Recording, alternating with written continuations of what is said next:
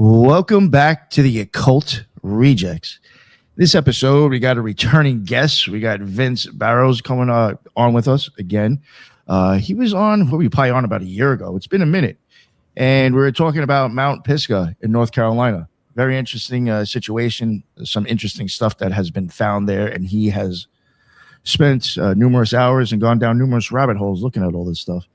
And since the last time he was here, he does have a bunch of other stuff to go over. And I expect this to be very interesting. So thank you very much for coming on, Vince. But before we introduce you again, let me introduce Judith. Got Judith co-hosting with me. What is going on? The Loon. How are you, gangster? Hello. Thank you for inviting me. I look forward to our brief discussion. I look forward to this discussion, Vince. So thank you for coming on. And for everyone else, you can find me on, excuse me, Spreaker, X, and YouTube as The Loon. Awesome. Thank you very much for joining us. And Vince, my man, please let everybody know anything that you want to promote. I don't know if you want to plug your Twitter or anything that you got going on, any sites. Hey, thanks for having me on. I'm really happy to be here again and talk about this. The site that I'm most interested in this conversation is about the Garden Creek site. So I've been researching this. It's called the Pisgah Shrine, or a ancestor shrine that's located in North Carolina, western North Carolina, near the Cherokee reservations and a place called Morning Star. And I have a slideshow as well as a lot of research that I've done. Recently, I was able to transcribe 780 pages of the letters that were written by A.J. Osborne way back in 1879 through 1886. He wrote in calligraphy and everything, but now with AI, it has the ability to transcribe automatically. So it's really revealed what he said based on these modern transcriptions being translated into English, and was able to use that to really extract a lot of really interesting information. And I'll have that to share as well. That is awesome with the transcribing, right? Sure. It's a lot of transcribing too. 780 pages. That is great. Yeah, it's amazing. They kept these letters that he sent for all these years at the University of North Carolina. They're in the rare books collection. And so all these letters just were archived there. And they reveal a lot of really interesting information about what was found. Awesome. Do you want to just give maybe people a little bit of an idea before we get into your stuff? Like, what is the deal? I guess, like, how did you stumble across this Mount Pisgah scenario and all this stuff here? Well, I started working as a volunteer on the weekend, just as a hobby. I volunteered at Cahokia Mounds in Illinois from around 2003 to 2008. And at the museum, when I was volunteering, I was researching about the symbolism and the culture of the Native Americans. And they had a lot of figurines that were found there in Illinois that had cross hatching on them. So I did some research and found out that, well, there's a whole bunch of more of those in North Carolina, and they all have a lot of similarities to the ones at Cahokia Mounds in Illinois. And so from that point on, I went and dug into this to try to really, it's my rabbit hole, just getting in and just trying to find as much as I could about this. And come to find out, there's 2,000 of these figurines that are authentic ancient carvings that were compiled together in an ancestor shrine inside of an earth lodge. And the earth lodge had been burnt down multiple times, and they had just been dug up back in the 1880s. And then there was a big excavation by the Valentine Museum. After the Civil War, the Valentine Museum came in and they started collecting these and trying to record evidence of where they're from and what they're all about. And they have symbolism that is really unique and important, and it resembles a lot of the Cahokia Mounds figurines. Sounds wild. Do you ever think you'd end up finding yourself here? No, I'm glad to be here talking with you about. No, I'm not saying on the Occult Rejects. I'm sorry, I'm not that guy for myself. Do you ever think you'd find yourself like in this situation now, this scenario where you're like going down rabbit holes, deciphering shit? You know what I'm saying? Like, Well, I mean, it is like an occult thing. I mean, the shrine of the Cherokee were a clan basically. I mean, the Cherokee existed before them. You know, there's evidence of cultures going back 10,000 years. So this is like a lost culture, a lost clan, and the rejection of the figurines was based on their controversial nature, because a lot of the scientists from the Smithsonian came down there and they started saying, "Oh, these can't be real. These are modern. They're like manufacturing these like a manufacturing line or something to try to sell them." But there's strong evidence that they're not all fakes or modern. They're actually ancient and authentic. And so there's a lot of controversy that stem from the rejection of these artifacts that the Smithsonian had in 1883. They showed up and they said, "No, these are all fake," or they said they're great humbugs. You know, great as humbug. They said, like Ebenezer Scrooge, and they came on and they just rejected them, and they were basically then put in a storage locker for over 150 years, almost 150 years of not being on display, nobody knowing anything about them. And so they're just, the University of North Carolina has them. They won't let people study them. The Smithsonian has them. They didn't even know about them because they forgot about them. And the Valentine Museum took them off display in 2009 after I asked about them and told them that, hey, this is an ancestor shrine from the Kofitacheke and Cayuga, the village of Cayuga of the Cherokee. They're like, "Oh, well, I can't talk to you then." And they literally took them off display. But come to find out, NAGPRA, the Grave Protection, the Repatriation Act, they actually filed a official claim for these in 1999 for the artifacts. So they have a NAGPRA claim for the actual artifacts that were dug up, and they've repatriated some of these from University of North Carolina. And so with NAGPRA related artifacts, I mean, it authenticates them as a real culture. It's a real thing. I mean, they are definitely authentic ancient artifacts. Did they carbon date these before they said they weren't real? No, well, back then when they said they weren't real in 1883, they didn't have carbon dating. But there has been carbon dating done now that dates the mound itself to around 300 AD, and the artifacts are attributed to that time frame as well. There's also a fire that happened in 1543 that was radiocarbon dated that matches Hernando de Soto, and so his expedition went through there and burnt the place down. He documented finding this place called El Ku, which is the temple of ancestor shrine. It's basically the temple of idols that had all these ancestor idols in them. And Hernando de Soto was the conquistador that went through that area in 1543. And that signal of his being there was discovered by carbon dating. Have you ever spoken to I think it's Jason Shaban from Alabama? Yeah.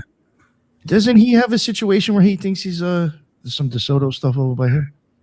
He's really interested in the DeSoto as well, the expedition and everything. Yeah, and I'm pretty sure when I went to go see him in Alabama, there was stuff that he was he mentioned that whole situation. I think that's like part of his whole thing. Yeah, so when you said that, I remember hearing that name.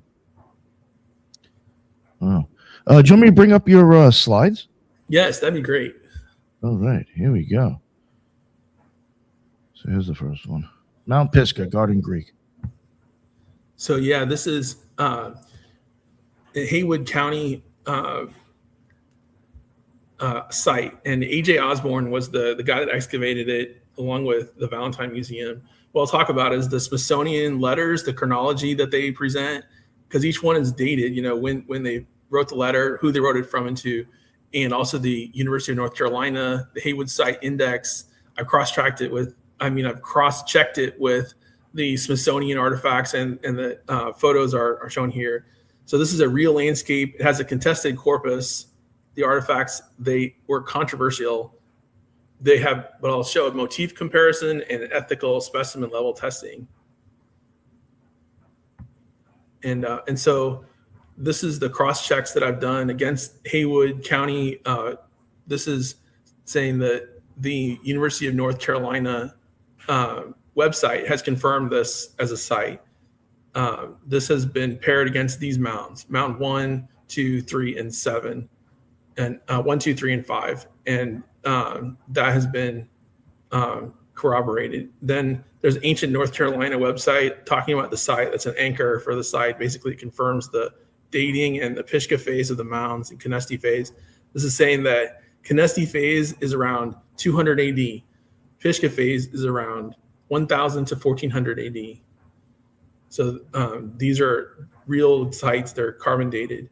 And the marker test confirms that when they first excavated the site, 1880, they dug it up again, 1915, and then 1965 to 67, they had research digging up the site. This was preserving the 19th century accusation of fake artifact that basically they said these were hoaxes or something that were manufactured, but they're not. I mean, we'll see why.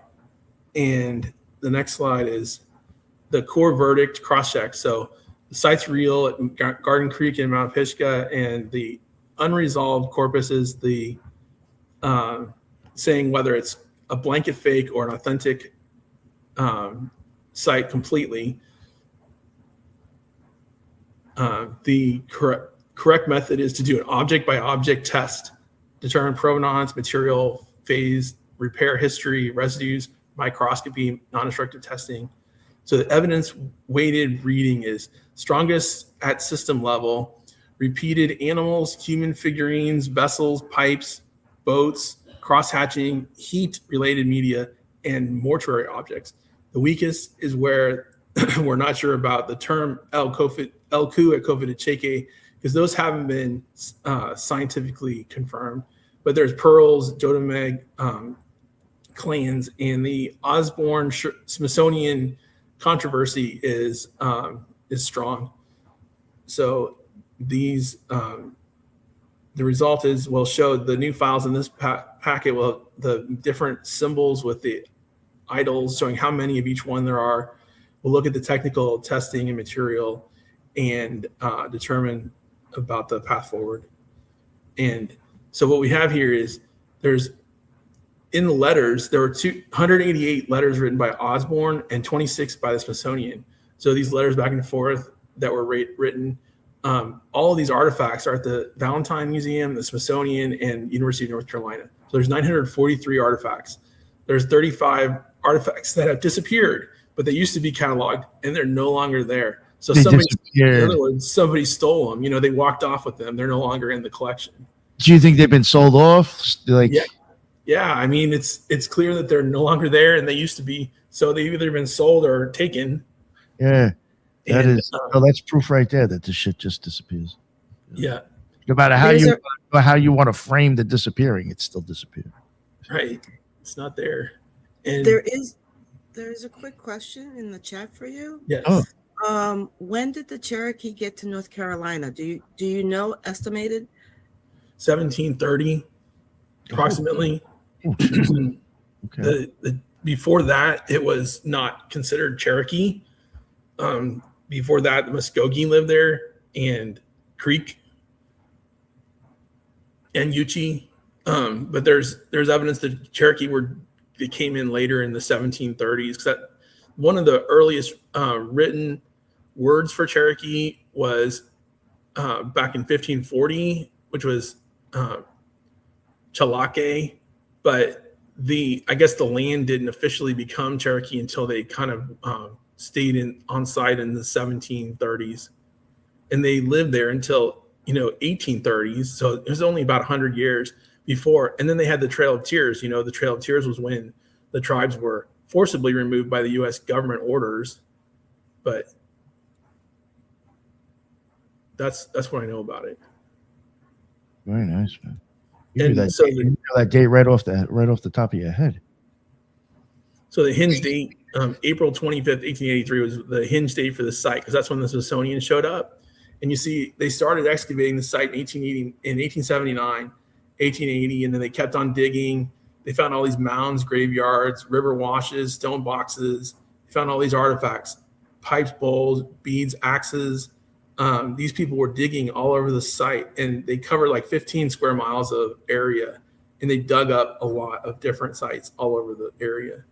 And then Rao and Nature had a critique in 1882, and they came on site. They sent Emmert in 1883, and they made up a story that these were manufactured specimens and they made up vouchers, and the money trail is questionable. So this was Emmert, and he had done this on orders from the Smithsonian, and so he has conflicted stories or different stories that he told when he got there.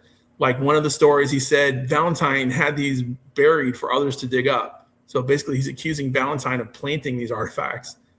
And then another story he said was that Valentine had people immerse them in running water to make them look ancient. And their steatite, it takes heat to make them look like they do with the reddish color. So it's not water, it's heat. So he had got confused about the geology and made this story up. And then later on they asked him, well, why do you do this? Who told you this? And he said, oh, I'm not telling you who told me. He withheld their names. He had secrecy and bad faith enters the record. So he really, he basically got fired after that. After he told them, I'm not telling you who said this, he goes fired from the Smithsonian. Emmert literally got let go and discharged because of this. And so the next slide is the site. Okay, the site has these different mounds: 1, 2, 3, and 5. And these are the Garden Creek mounds. It's located by the Pigeon River, and there's the Twin Earth Lodge, which is Mound 1. Mound 2 down here is near Huggy Bear Hill Road. And then there's the Mound 3 over here and Mound 5. And as we'll see later, these are actual archaeological sites now. These are the site numbers, and they're confirmed. Garden Creek is south of Camden at the confluence of the Garden Creek and Pigeon River. It's shown here on the map where Camden is up here, Camden, North Carolina. And then it's located right down here by the Pigeon River. The site has been excavated, and this is where it shows the twin Earth lodges that were found. It has evidence of a subterranean earth lodge with multiple compartments or architectural earthworks that were built there with subterranean lodges. So this was underground. They were living in a hole in the ground, basically, and they made this subterranean lodge with a fire, and they even equipped it with ventilation so the air could come in from one side and go to the other.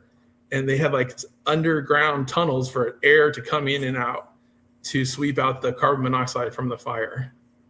So it was really amazing technological achievement that they were able to do that.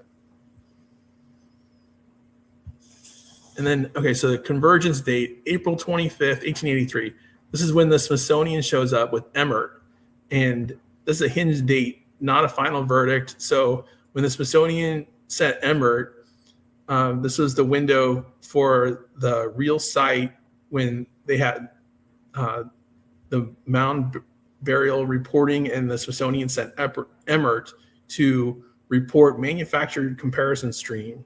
And that makes the fraud narrative contested and not conclusive, because what happened was when he came on site and said that these are all manufactured artifacts, well, they actually rejected that immediately.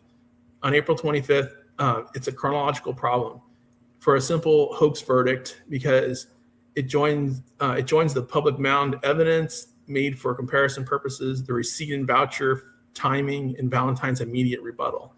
So what happened was Emmert's produced a receipt And then the same day as they dug up this mound, a letter appeared in the local newspaper saying, hey, they found a great archaeological site.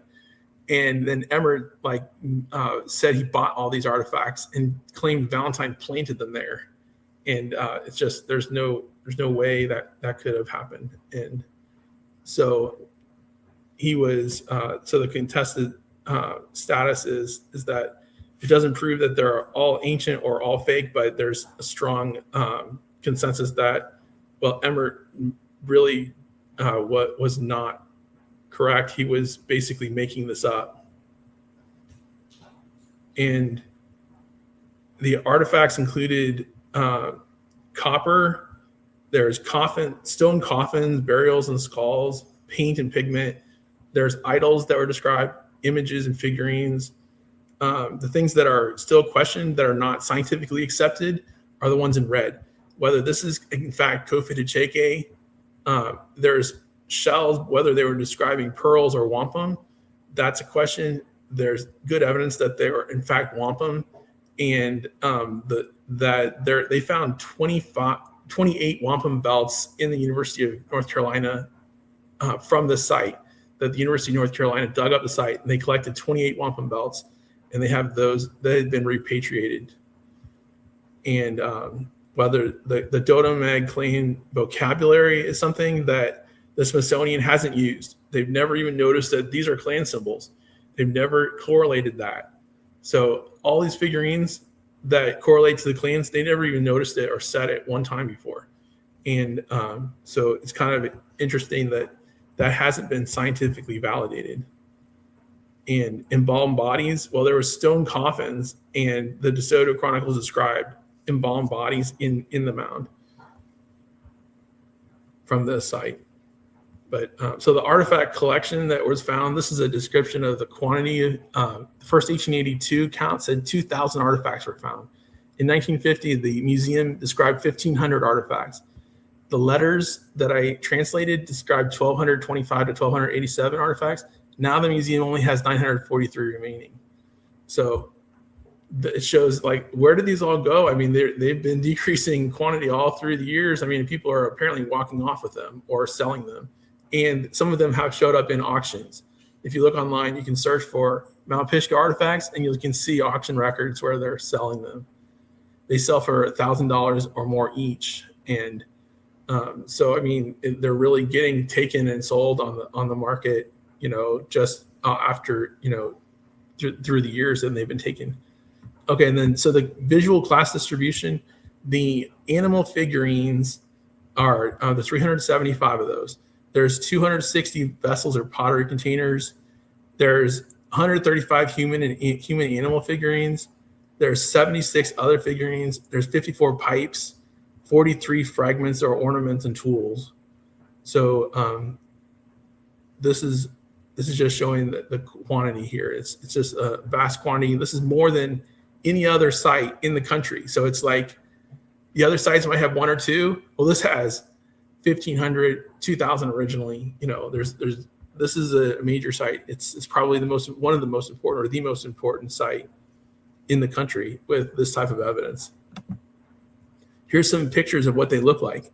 So there's animals that look like bears. There's pallets. There's pentagonal pallets. There's like boat effigies that are crosshatched. There's perforated round discs, axes, stone axes, pottery bowls. They even had quartz bowls and blue clay bowls. There's all kinds of figurines and cups, paint cups and banner stones. There's a lot of banner stones involved. Banner stones are an archaic art object. So that's like from 8,000 to 4,000 BC timeframe during the Copper era. So those are ancient. And the importance of these is that they're all unique. I mean, they're in the camel. I mean, can you imagine finding a camel artifact in North America? Well, they don't exist anymore, but they used to during the Ice Age. And there were camels in North Carolina during the Ice Age, but how did they make a figurine of one that was found there? And so it correlates either with the Ice Age or camels from the Middle East, where they had possibly seen one and known what it looked like or heard what it looked like somehow, and then made a figurine of one. Yeah, that is actually a real interesting situation with that. And so cross-checking these in the Dodomag, well, the Dodom is the clan motif. So they had family symbols. And what we found is of the family symbols, they correlate with the Muskogee, the Yuchi, and the Cherokee the most strongly. So all these in green here, the birds, bears, and things, they all have clan symbols that correlate. And there's a 95% correlation to the Anishinaabe, Ojibwe. There's about a 90% correlation to the Muskogee, and an 85% correlation to the Yuchi, and an 83% correlation to the Cherokee clan symbols between the Mount Pisgah and those tribes' clan symbols. So it's a very strong correlation. The motif strengthens the shrine grammar hypothesis. It does not replace the material analysis, but it supports the fact that, or the possibility that these are shrines, these are like clan symbols in the shrine, that each one represents their family symbol. And so there's 98 bears, 43 birds or ducks, 14 wolves, 10 bisons, 10 turtles, 6 aquatic animals, and numerous human portrait or picture categories.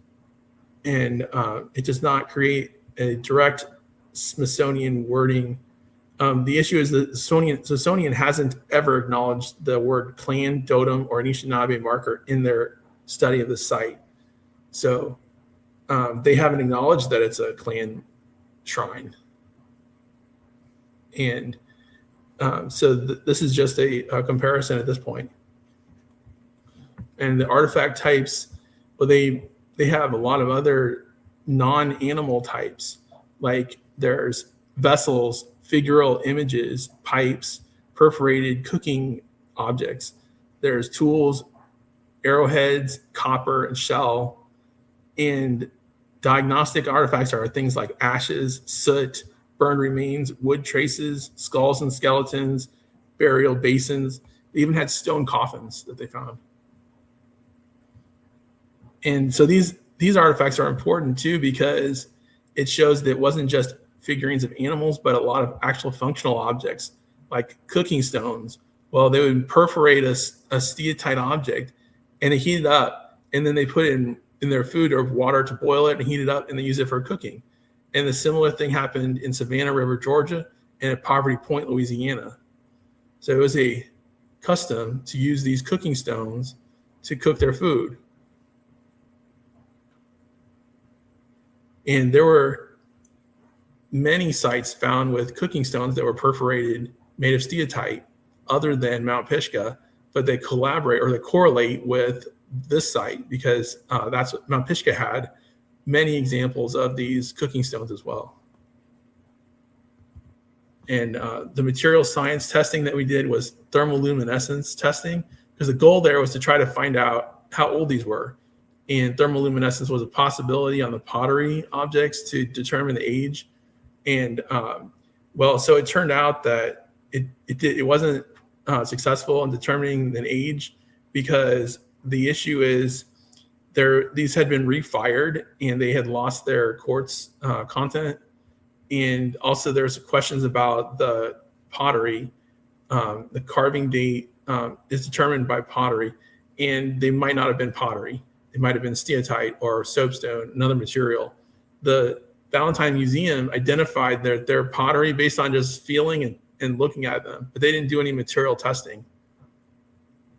So we asked them, hey, can you verify their pottery? And they said, we think they're pottery, so this will work, but they may have been steatite, which can't be tested with thermoluminescence.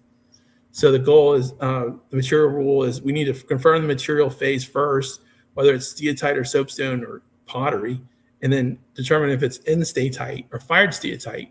Because see what happens when they take steatite and they heat it up, it becomes red color. And a lot of the artifacts are red color like that. So it becomes enstatite. It changes from steatite to enstatite because the water evaporates or goes out of the molecules, and it changes the chemical structure and it makes it a lot harder material. And surface staining and their repair. Also, there's issues that the Valentine Museum had repaired a lot of these from fragments. So they used glue and they basically glued them back together and they just repaired them. And so that all needs to be mapped out before they test them, determine, well, which ones were repaired, which ones weren't, where's the testing coming from?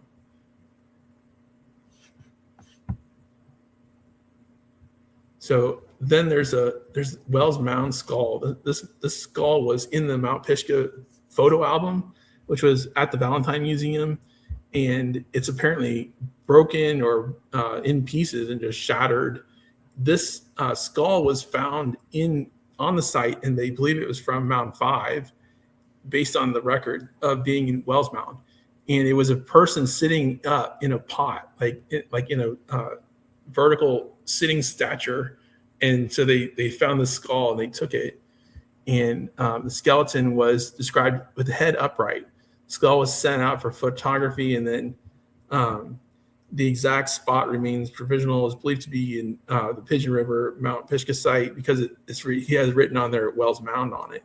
The site turned out, this skull had been evaluated scientifically, and it turns out that it's a male, about 45 years old, and they believe he died from dental infection because the lower jaw has like missing parts of it that would have resulted in a dental infection. And this damaging and battering, well, it could be from, they believe it was post-mortem damages. So somebody busted the skull after he'd been dead for a long time and broke it apart. And it's possible that it was during the time when DeSoto showed up, he documented shooting the mound up with his Arbicus 65 caliber gun, basically shot into the mound and penetrated the walls of the mound. And he did this to desecrate it. It was basically an effort to desecrate the burials. Hmm. And so the next thing, Canete El, the Canete fragment is El Ku, and he described this on the site of Kofi de Cheke, an idol where they had all these pearls at the neck and work copper sheets and idols, basically all the idol. This is called House of Idol. And there's good evidence that Garvin Creek is the House of Idol because it has all these idols or figurines in it that represent their clan symbols. This is, it matches a lot of the characteristics or things that were described in the DeSoto Chronicles. Garden Creek was evaluated against the Canete shrine pattern, not only against the route geography, because what happened is the people believe that DeSoto took a route and went through South Carolina.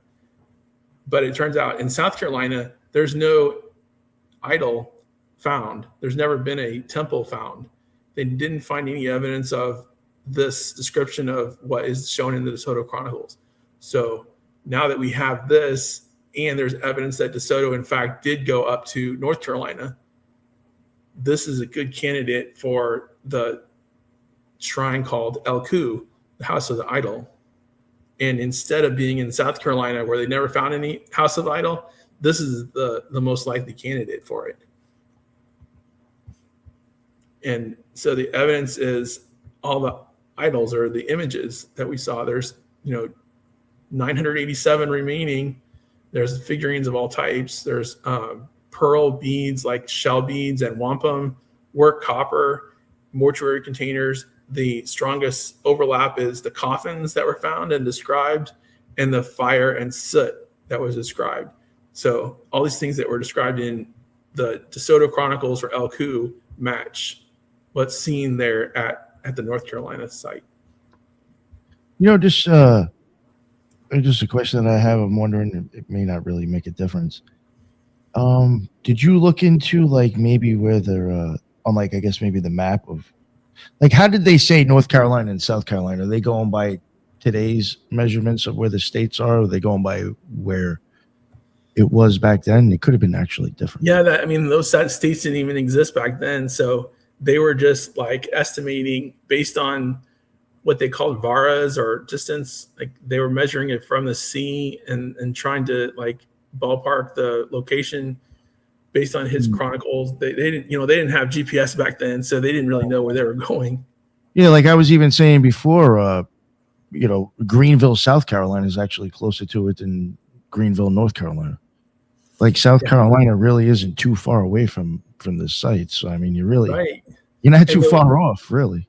And the word Cayuga, well, there's another village in South Carolina called Cayuga as well. So it's interesting that there's North Carolina and South Carolina both have matching village names, and they might just have been confused because they assumed it was South Carolina they went through instead of North Carolina.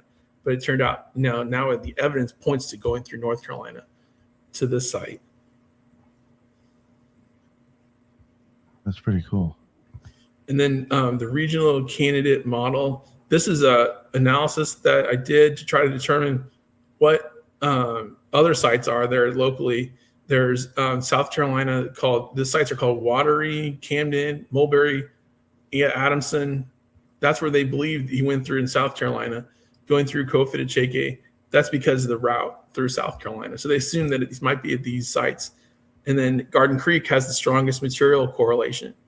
Jowara, Berry site. Well, DeSoto made it there, and he recorded going to North Carolina, and then Pardo and Fort San Juan were there.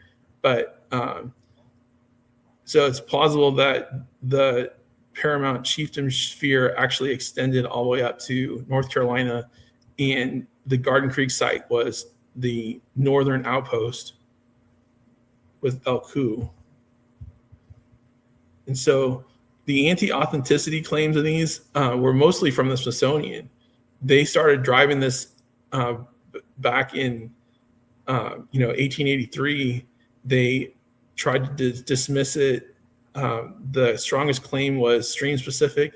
They said these were manufactured, but it does not prove the mountain was fake or every object was manufactured. But these are some of the things that they said about the authenticity. And they critiqued there was guns, coffee pots, chairs, metal tool appearance on the artifacts. Like they said, these are not things that you'd find. But in fact, that the site was occupied by people that had guns and coffee pots. And so they could have easily made them. So the Cherokee, when they lived there up until 1830. So they very well could have carved a gun or a coffee pot or a chair, and they could have used metal tools. And in fact, there were knives made of metal found in the mound. So I think this being a continuously occupied site, that kind of rules out this one. And then the Baird institutional inquiry, they said this was basically the Smithsonian came in and they said these couldn't be real because they're different. They're different than anything else that were found. And so they rejected it. And there's actually, out of the 2,000 artifacts originally, there were only 28 attributed to this effort by the Smithsonian and Emmert. They came on site. He says he had 28 specimens made. And he was saying, well, because I could have, since I could have had these made, then all the others must be not real either.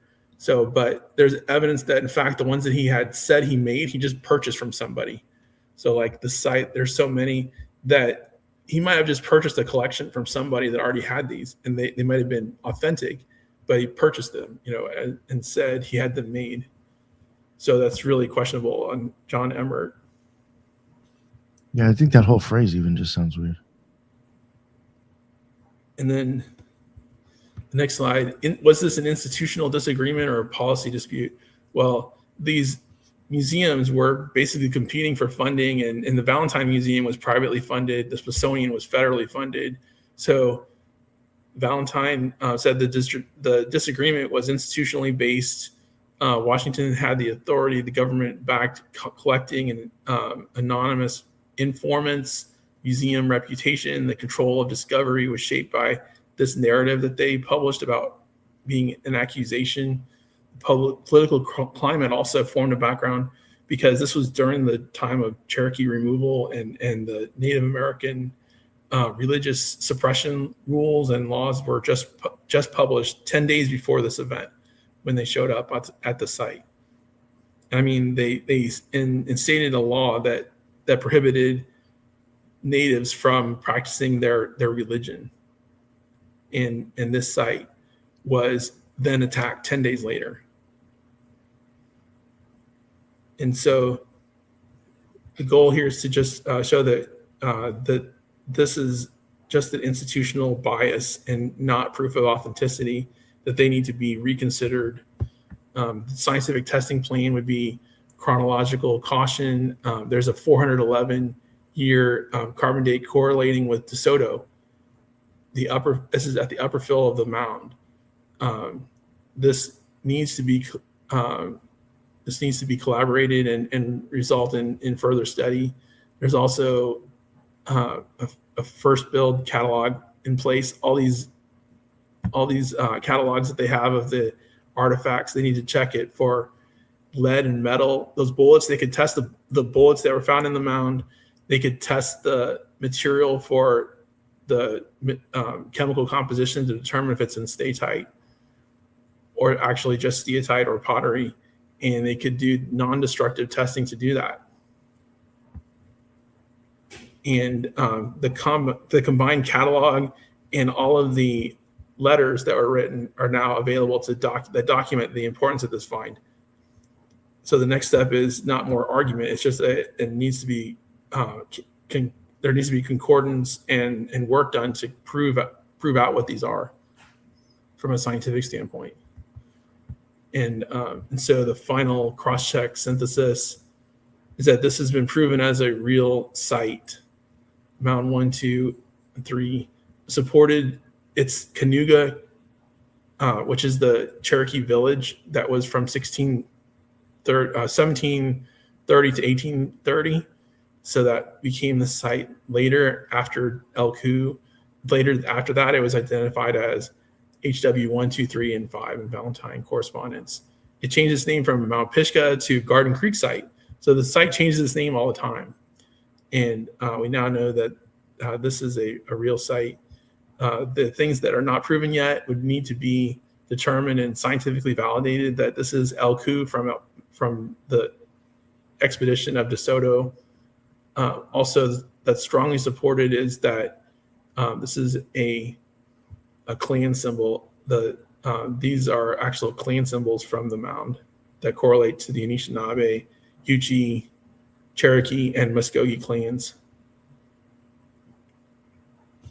And that's the last slide. It's interesting, all those like clan things together. I know this is a question going back. It's so earlier that I wanted to ask, but I didn't want to interrupt. Did you ever was there anything that you ever came across that happened to mention what the pigments were made out of? Yeah, red ochre. They're saying that a lot of these could be red ochre pigments, and that's a symbol. That's a type of pigment that was used during the Archaic period and Woodland period. If you want to, I can just share my screen and show some more examples. Yeah, sure. Pull it back up again. Oh, it's the same stuff, I think, down there. Yeah, it just made me. I just was interested. I was like, I wonder if they tested the pigment to see what it was made out of. Yeah, there's a lot of red ochre and charcoal. This picture here shows the figurines.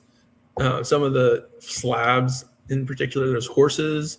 And these are all just artistically created, very covered with cross hatching and artistic work.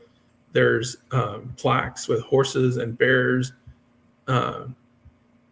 This looks like a stela, human effigy with the dress on, with cross hatching.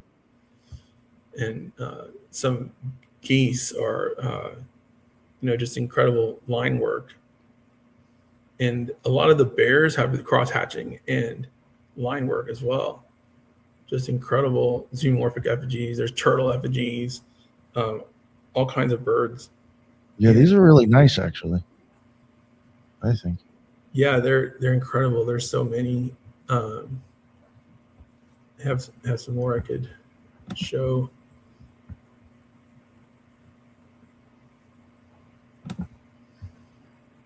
Second.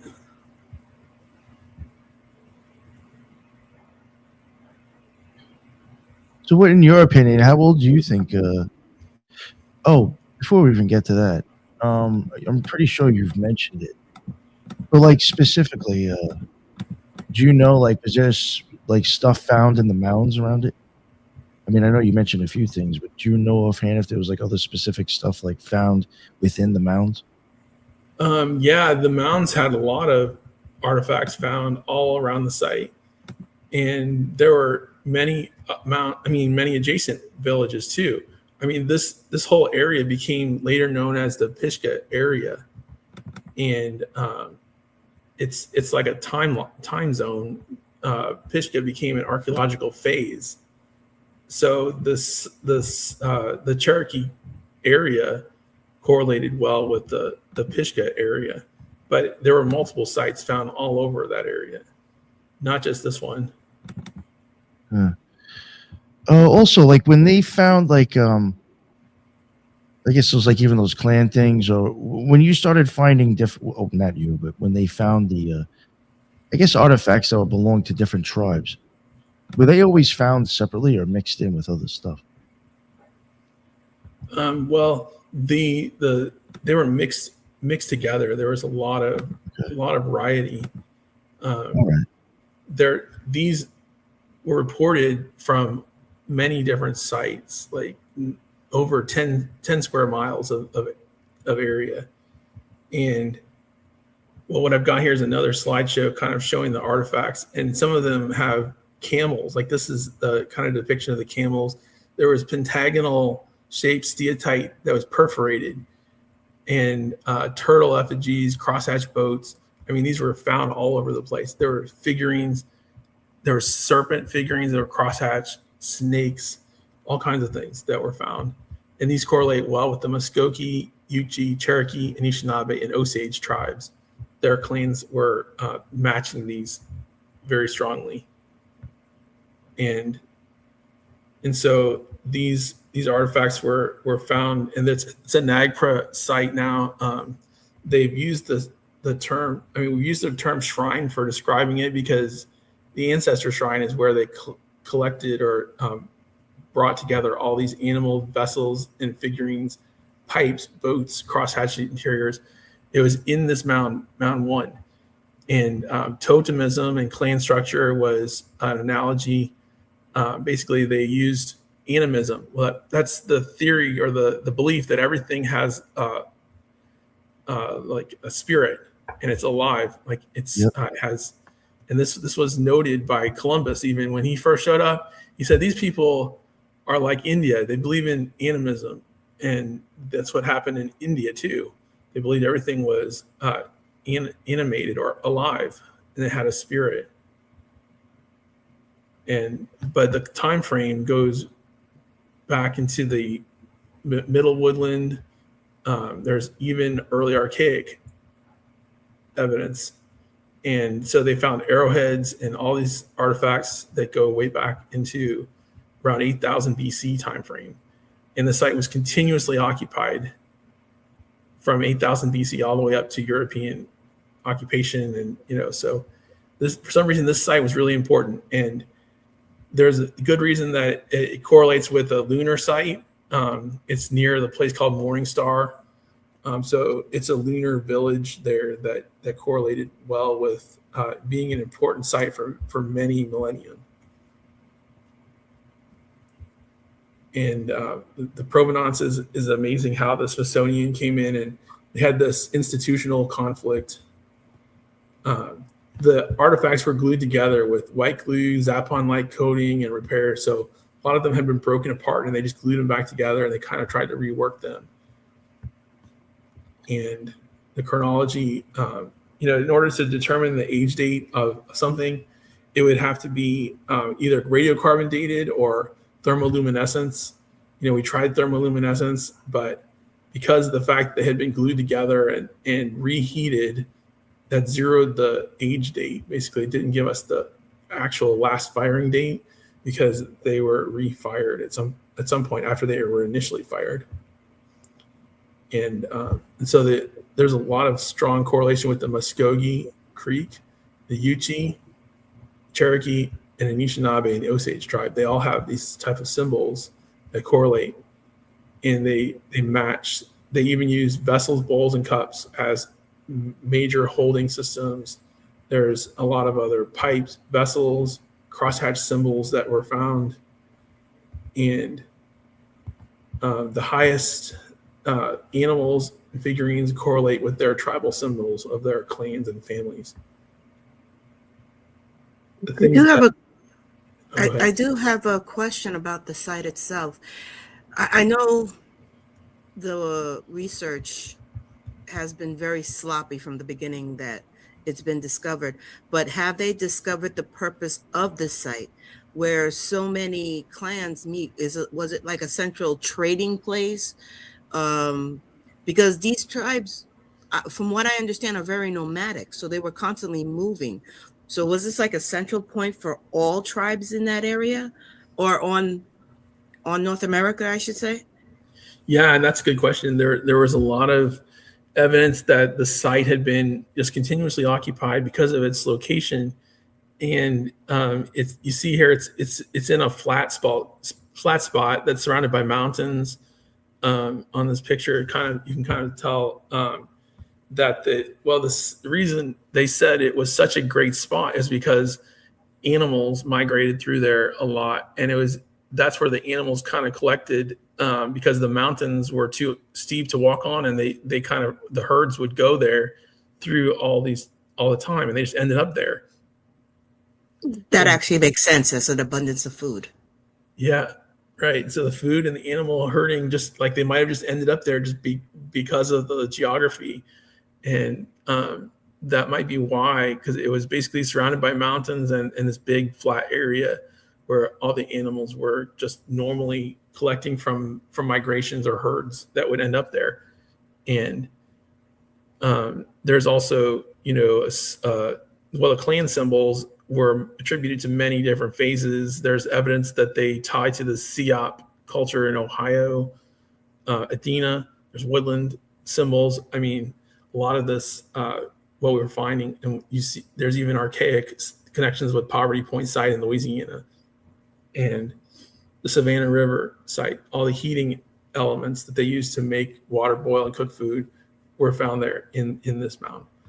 So the clan symbols and the figurines and axes and things all really correlate to just being a good location for a village that was there. And there's also the lunar connection. Well, there's a lot of lunar shaped banner stones, and this might be an important astronomical site, like to archaeoastronomy. For some reason, that they have this village called Morningstar just nearby there. Morningstar was a legend or a mythical place that was very important in many tribes. So it was important to the tribes in North Carolina, and as well as New York and even Alberta. They all had Morningstar myths and legends, and so that there's a possibility that this site has a relationship to those myths and legends, and they came here to to worship or to practice their religion. I had started thinking that, because that was a great question, Judith, because I was just trying to figure out, like, it seems like, maybe they were intermingling, like you said, and like, but for what reason or what purpose? Maybe it was like, commerce or trading. And I'm trying to think, I'm like, well, it's not really close to the water, which doesn't mean that wouldn't happen still. But then I started thinking about the mounds, and those do pop up sometimes, like kind of in like areas where there'd be like worship or religious ideas. And I started wondering, maybe then the morning star, because you're talking about moon stuff, and I'm thinking morning star could even go back to like Venus. So I was just like, maybe this is like some sort of area for not so much ritual, but maybe some sort of spiritual pilgrimage, maybe even for some people. Yeah, Maybe and the well, area, all these groups actually came together for some reason. Maybe and the they all place thought names, that area had some power. and the place names kind of correlate well with that too. It used to be called the village of Cayuga when the Cherokee lived there. Cayuga, researching that, it means a village, a place where they had it was a meeting place of many people. And there's another reason, another translation of Cayuga was the combed village, and they basically would have the ball game or practice the green corn ceremony, and they would comb their hair or comb their friend's hair and watch the ball game. So these figurines were crosshatched or combed as well. So basically, the lines on them were incised or inscribed like being combed effigies, like that they were living creatures. And then before that, Kofitacheke was the same name, but it means a meeting place of many people as well. And so it was Kofitacheke was a leader that the name connects really well and kind of resonates that both of the names mean a meeting place for many people and reference multicultural connections, and there's many different people coming together there. Actually, someone in the chat, Eris, I may say that wrong, had a question. Could it be possible the mountains were used for astronomical observation before it got its name as the shrine? Yes, absolutely. And I mean, the mound itself was an earth lodge, and in the earth lodge, there was an opening at the top for light to come in, and they would make observations. It was aligned north and south, so the structure was actually built north and south in orientation. So it was planned like that, and so there's good evidence that the reason why is an astronomical alignment, and they would have used it for making astronomy observations as well as predicting the seasons and planning the events. Yeah, that's actually a good question. There's even been stuff that I've covered on the show where seems with like Native American or oh god, what am I thinking of? Like in Mexico and areas around there. A lot of like older sites with the mountains. That was like a common thing that sometimes they would have. It almost seemed like it had it going by like some of the, I guess, like the history of the way that they looked at stuff that was available, I guess, to like kind of get an idea from. It seemed to be like almost like a belief or a structure that, but some people were also saying they thought it was tied with astrology, but they did have this idea of like what they were trying to get at with like life coming out of the mountain as well. Like there was like this thought behind why they even and with mounds, they built into mounds to like almost kind of show like life coming out of the ground.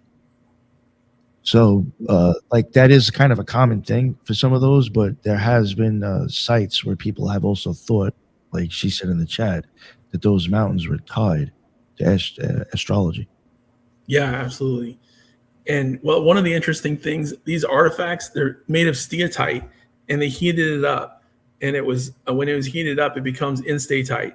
Well, meteorites are also made from instatite, and meteorites were associated with artifacts from the Hopewell as well. They would actually make meteoric iron artifacts, and they found a lot of them in mounds.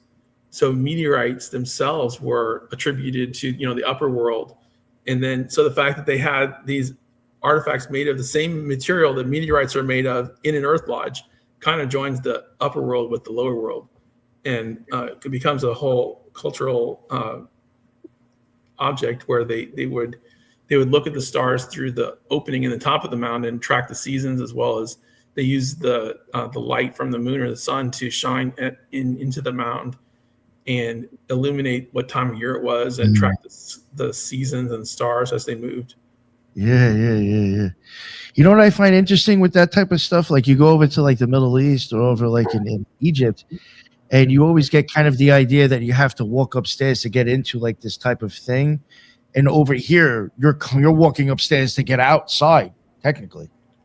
Like you're starting down from the bottom and working your way up. And over there, you're walking. It's kind of like a different approach, what I'm getting at. Tell you the Right. truth.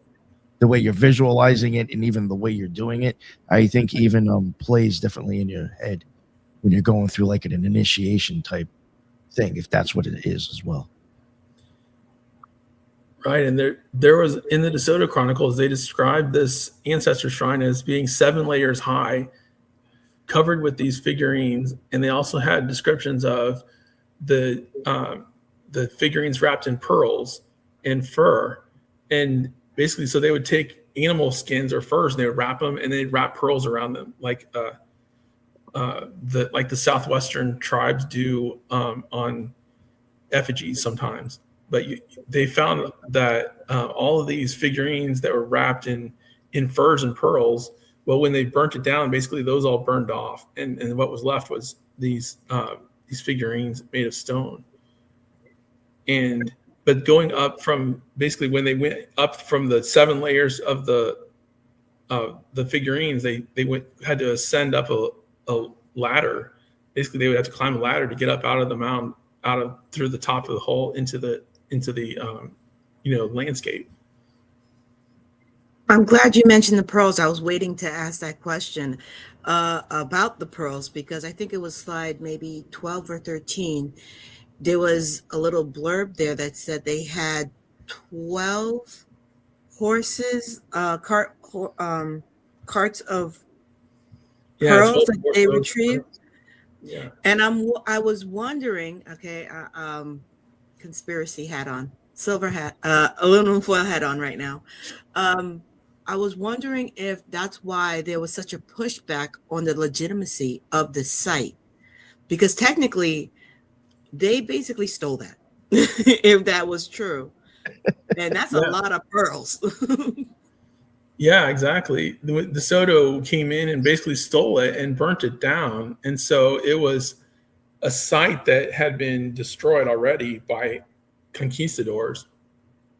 And when he ransacked it and burnt it down, he desecrated it. And then, so when archaeologists come on site, they're not finding a site that was normally occupied. They're finding a burnt down, desecrated, destroyed site. And the things that were there that were valuable were taken, like these 12 horseloads of pearls. But they found a lot of other things that were left behind, like the copper, charcoal, soot. They found wampum, 28 wampum belts. All the stone coffins were left behind. They found a lot of architecture that just matched. And so, yeah, the pearls are amazing. The fact that they had so many of them.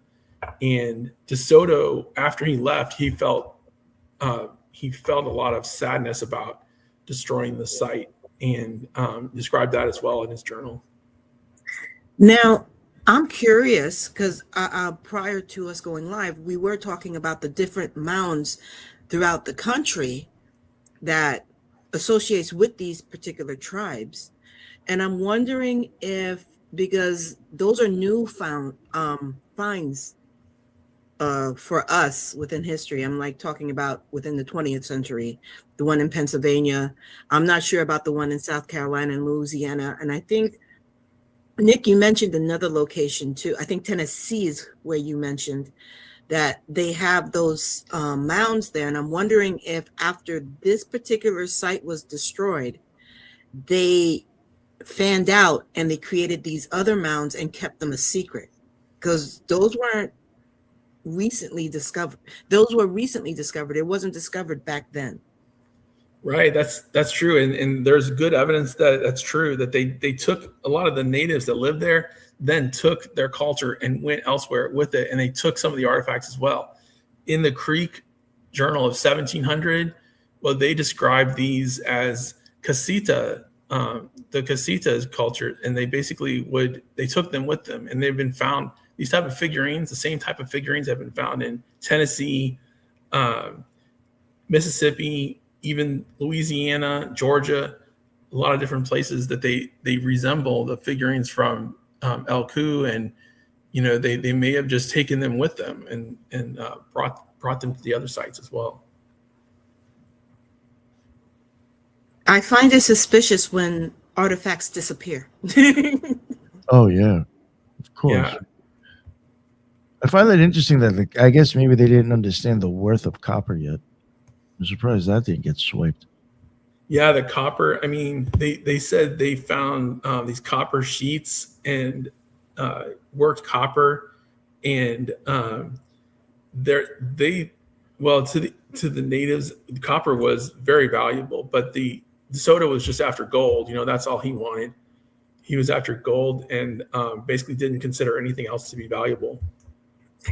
As you were talking about the conquistadors, I was thinking their reputation is not all that great, because even from South America all the way up to North America, all they were doing was slaughtering and basically stealing the valuables.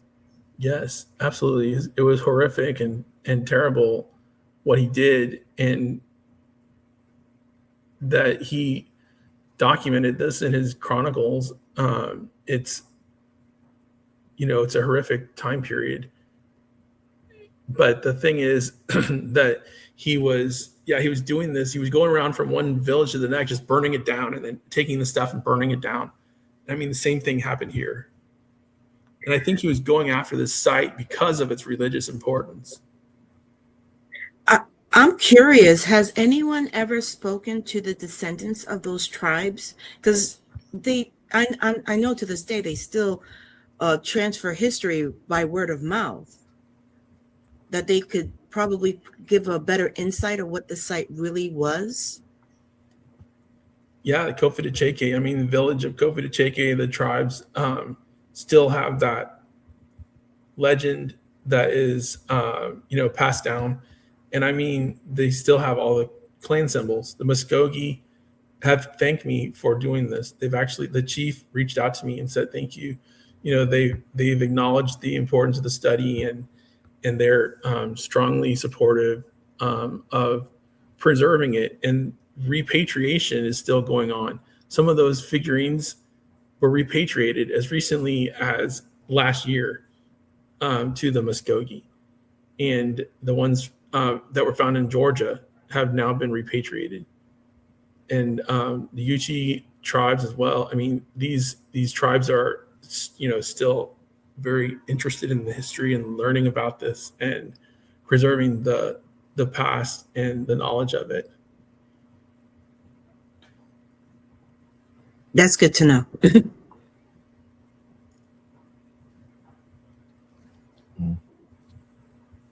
So what do you think is going on here? Like after all this, like with all the stuff that you looked at, what's your theories, ideas, or opinion? Doesn't necessarily mean it has to be correct. It's like, whatever you got going on in that head. You're talking to me? You're asking me? Yeah. What do you think? What do you think was actually going on over there? What do you think all that? Well, I think it was an ancestor shrine. I mean, that this had been a sacred shrine for years, for millennia, going back until even the Ice Age. And that this was where they accumulated all their ancestor shrine and totems, or a totemag. And the reason why is it was a place of worship, and it was a sacred place. And these all just were accumulated there like a shrine for many, many years, many thousands of years, and just, accumulated there. And I think the reason why that they haven't been studied more is because political motives from the Smithsonian blocked it. And it needs to be studied and preserved, and not just thrown in a storage locker somewhere.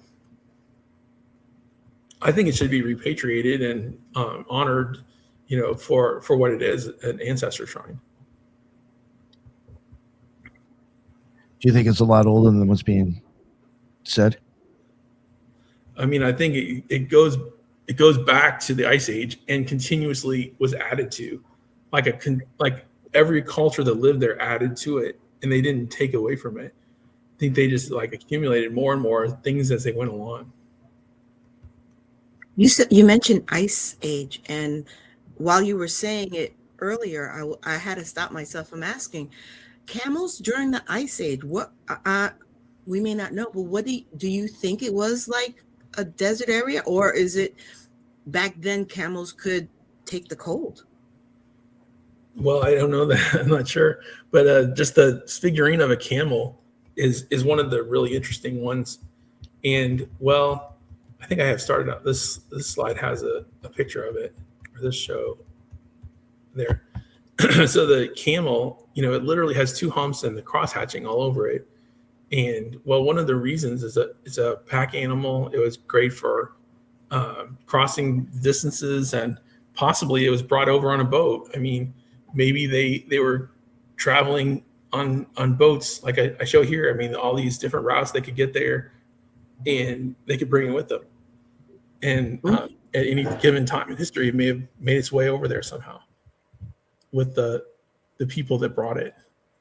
And well, there's other symbols that relate to myrrh, like the religious fragrance that they would make from resin.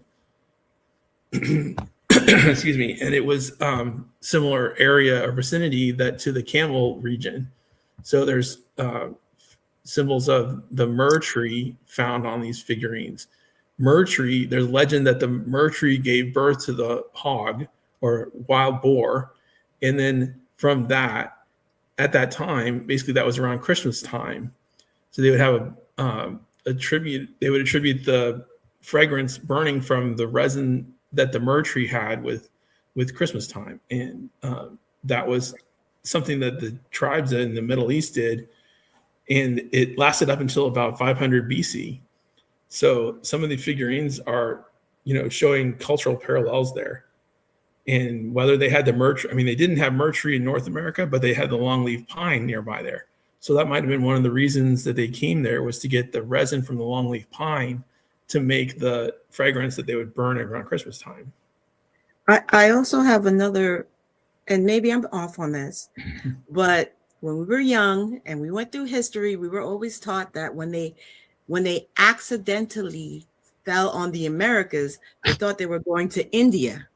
Yeah. And if you were going to trade in India back then, those are the things you probably would have. You would have the camels to carry your merchandise. You would have the myrrh to trade. I don't know how much of a value it was back then.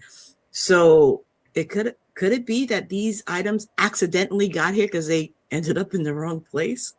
Yeah, absolutely. That's possible too. When the traders came over, they they thought it was going to India, and they may have just landed in North America.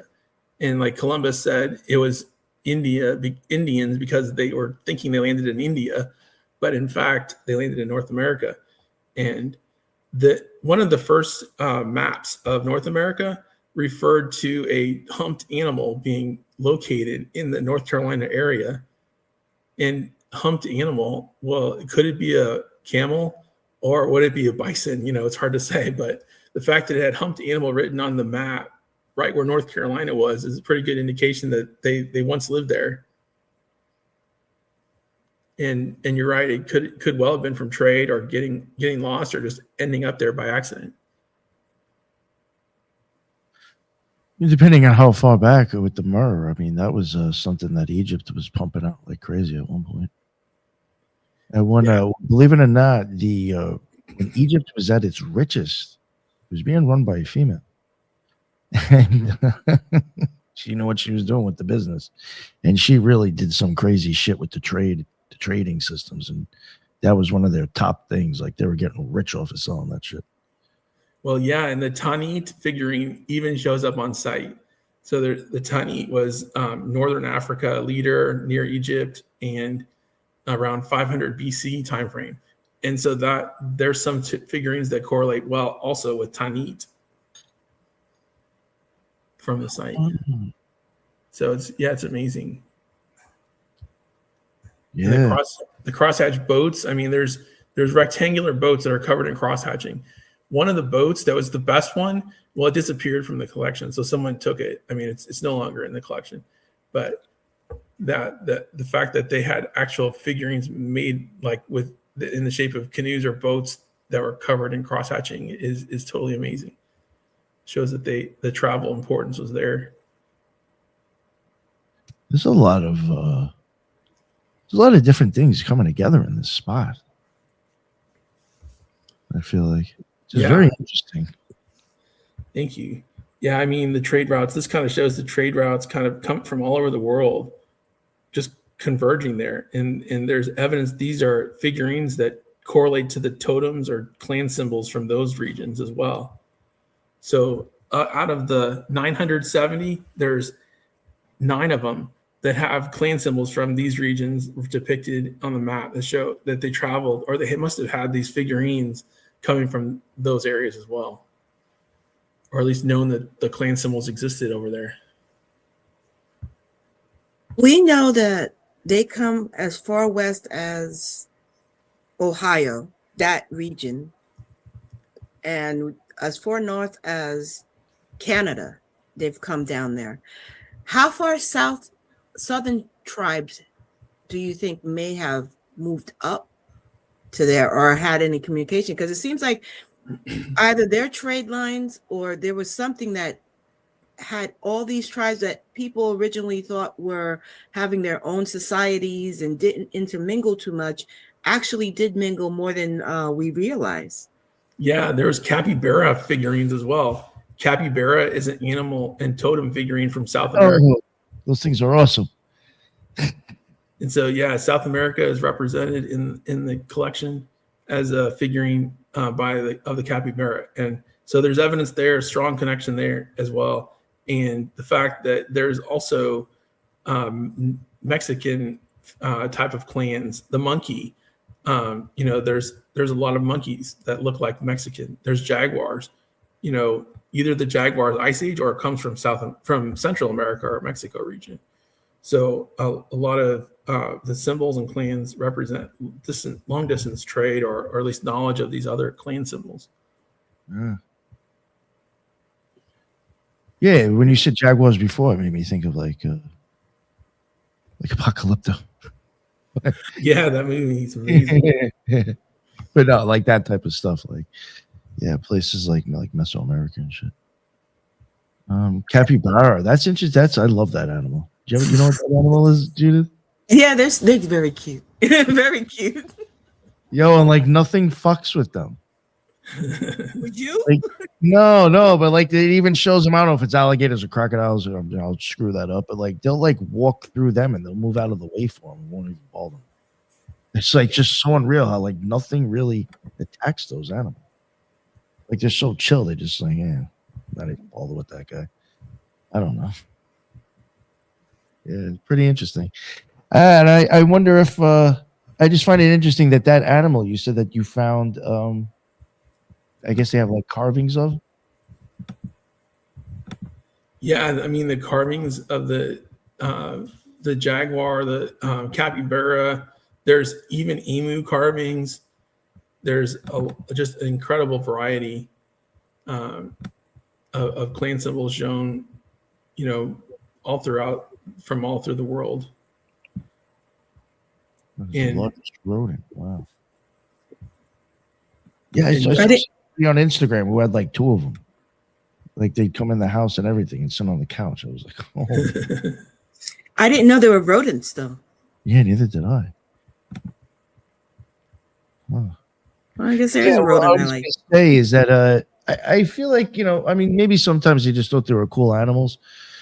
But I do think a lot of times in symbolism, I think when certain animals, when they decide to start drawing animals like over and over again, kind of like in Egypt, I do think there's something specific to that animal that they also find very unusual, not human-like or extrasensory, that maybe that's why they kind of pick those animals. There's something special about them.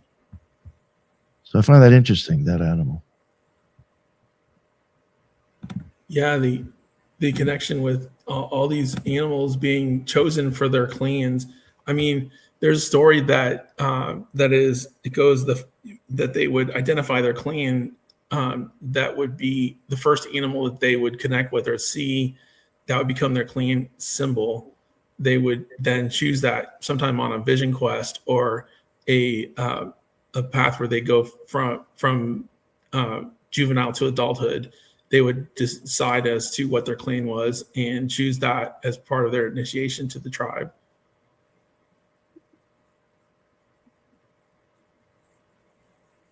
Actually, that actually makes sense because you will find those type of rituals and traditions throughout. It doesn't matter from all the way north, all the way down to the tip of South America.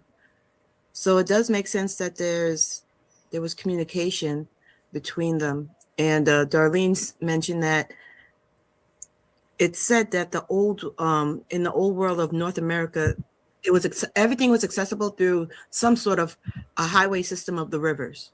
So the rivers were key to which actually makes sense why that river is right by that shrine. That's a way of transportation if you think about it. You didn't have instead of the subways, you use the waterways. You know what I'm saying? That's a correct path to get somewhere. I mean, you may not have, you may not know exactly what you're facing, but if you got, enough balls to do it, get in there and see if you can make it down. Yeah, they had all these different clan symbols. There was the bear, the bird, turtles, wildcat, panthers, snakes, canines, dogs, and wolves. Animism, there were a lot of human figurines as well, little stone figurines. There were the panels or tablets, shown. A lot of them, the people had been depicted as folk smoking. There were pipes and everything as well. There were quartz bowls and cups, and like I mentioned, the cross-hatched boats. And the cooking stones often were made of steatite with a hole through it. There were some that looked like globes. There were like deer, or literally deer figurines or animal scenes. Thunderbird. There were Thunderbird figurines as well. Everything imaginable. I mean, here's some more pictures kind of showing generally what the quartz bowls were looking like. There were stone bowls and pipes and axes or celts. A lot of beads were found as well. And I have to say that pottery is kind of rather impressive for as old as it is. I mean, maybe I'm too much into it, but that is actually just my opinion. If it does look like that, that's pretty fine. Like, that's impressive. Well, again, these are actually just created images from AI, but the depiction is there to show what was found. Like they identified a quartz bowl was found, a stone bowl. So I would even think making a bowl out of quartz is kind of impressive. Yeah, the quartz, it was described as veined quartz. That was one of the first things they found. And so it must have been sitting there like on the surface when they walked up to it. Did they test a silly question? Did they test the pipe to see if there was anything in it? Like, did they test it for like chemicals that might have been left over? No, that's a good question. I really think they should, because when I was at the museum and I smelled the pipe and it smelled like smoke. I mean, there's definitely residue in there that could be tested, and it just hasn't been tested. It would be great to determine what the material is and the composition. Sorry, go ahead, Judy. Why do you think they're reluctant to do these tests? I think it's because they don't want people to know about it, and it would just open up so many questions. And I think also it would also prove them wrong on what they have been telling us for decades. Yes. That these tribes were isolated and they didn't communicate. And they actually, with this shrine, if what I'm assuming is correct, proves all that wrong. And they were a little bit more sophisticated within their communication within these different tribes than they have been given credit for. Yes, that's right. It would prove intercontinental contact with people that had camels and rhinoceroses, either that, or it would prove a time frame of people living here in the Ice Age. It would just open up a lot of questions. I don't think they want those questions asked. And so they keep it in a storage locker. And well, look, this is the list of all the ones that have gone missing. The catalog here shows these were numbered artifacts in their collection that are no longer there.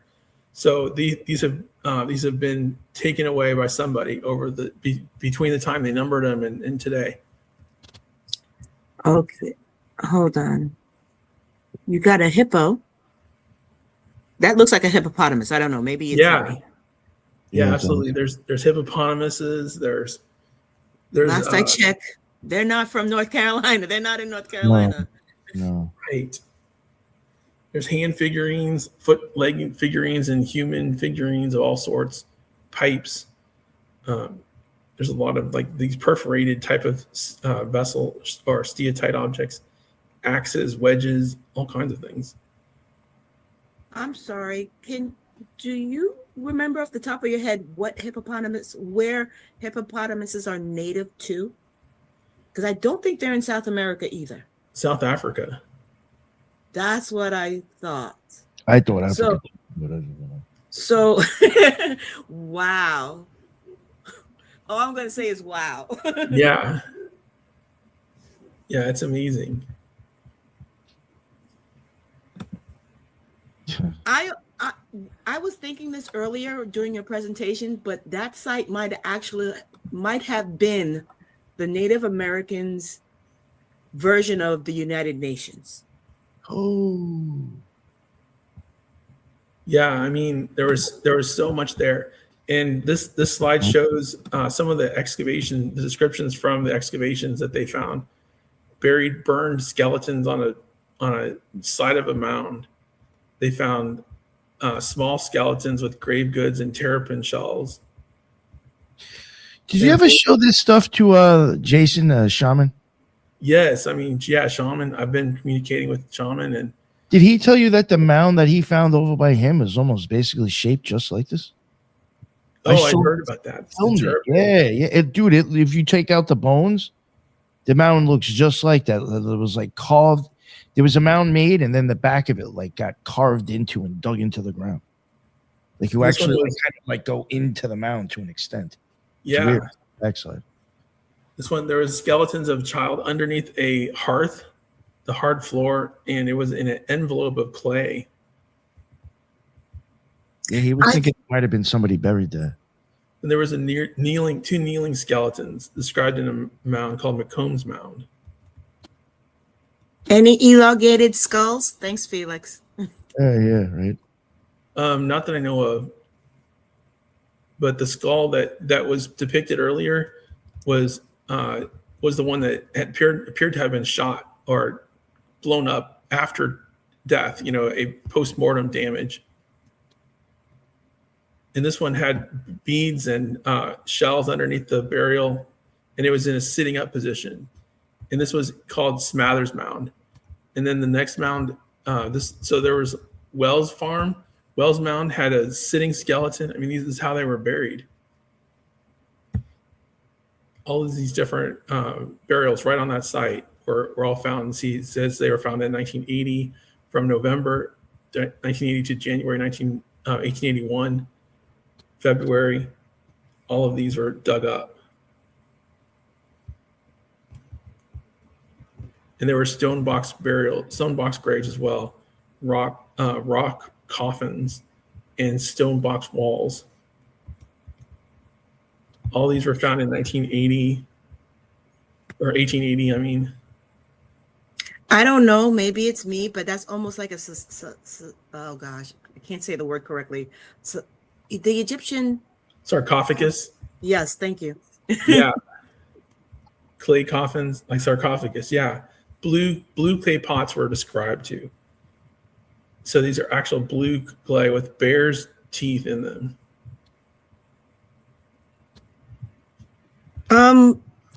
Nick, I don't remember her name. Darlene, maybe? Darlene. Yes.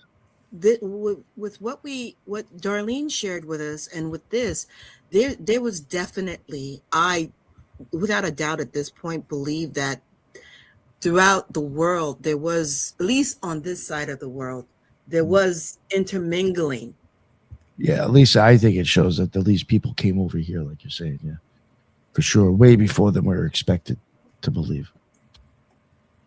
Yeah.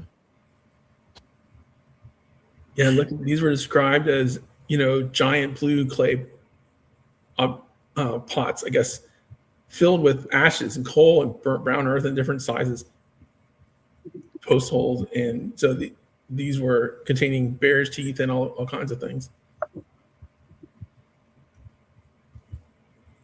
And then they had wooden burial elements as well, like wooden coffin, not confirmed, but it was described as being found in a trough with layers of wooden structural elements. Do you know what direction those bones are facing? It didn't say in particular, but the mound itself was surveyed with the ground penetrating radar and geophys, and it was determined to be north and south in orientation. Oh, okay. So there was pottery, a lot of this was like a giant rock wall that had been dug up, and they found all these underneath it.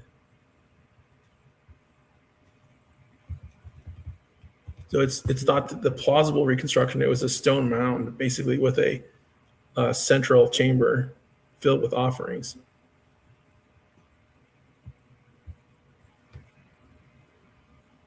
In the wall, underneath the wall, there were all these artifacts found.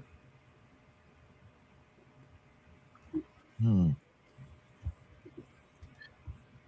And then, interestingly, the chiefs, the Cherokee, were interviewed in the articles, and it said Chief Bushy Head and Chief Smith both said that the images found were rainmaker images. They were basically there to bring the rain, and they were real relics described as linking the medicine men to rainmaking practices.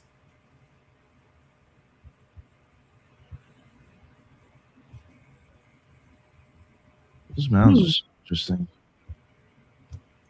especially those hollowed out ones or those made ones. Like, I doubt it's the same thing being going on back then with any of these. Well, the ones that are like hollowed or that you could walk into.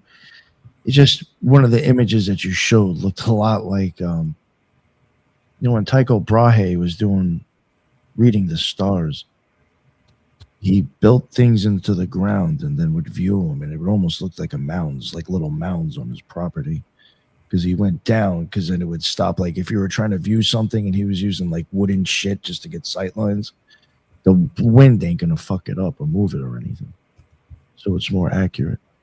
But like, it almost looks like some of them almost look like that you were showing. I understand that those like are not the real things, the reinterpretations, but it looked a lot like his mounds that he was building to view the stars with as well. Yeah, absolutely. There's a lot of evidence that it was a astronomical site. Like archaeoastronomy was important, apparently, because of the north-south orientation, and the north-south orientation, and as well as magnetic north, was a line that was built into Cahokia mounds as well. So, I had started out researching about Cahokia mounds, and I found out that the entire site axis is based on the magnetic north line, which is exactly how they constructed the central axis of the Cahokia mounds in alignment with the magnetic north. Yeah, I like Darlene's questions. Basically, Joseph Smith and all this shit. You know who he is, Vince? Joseph Smith, I guess he's in the Mormons. Yeah. And he's got, that whole story's got, Native American tribes and shit, if you look into it. Yeah, I mean, I don't know that much about it other than I don't think this is directly attributed to the Mormons, but no, I'm just playing around. It's just like, you should be around here somewhere, right? Yeah. But Osborne, these are the letters that he wrote. And I was mentioning, I was able to transcribe these all with AI now. And it's amazing. They're calligraphy writing. I could hardly read it, but you plug it into AI and it translates it correctly into English. And so all these stats are from the letters that Osborne wrote, who he wrote them to, and when he wrote them. And these are the writers of the letters.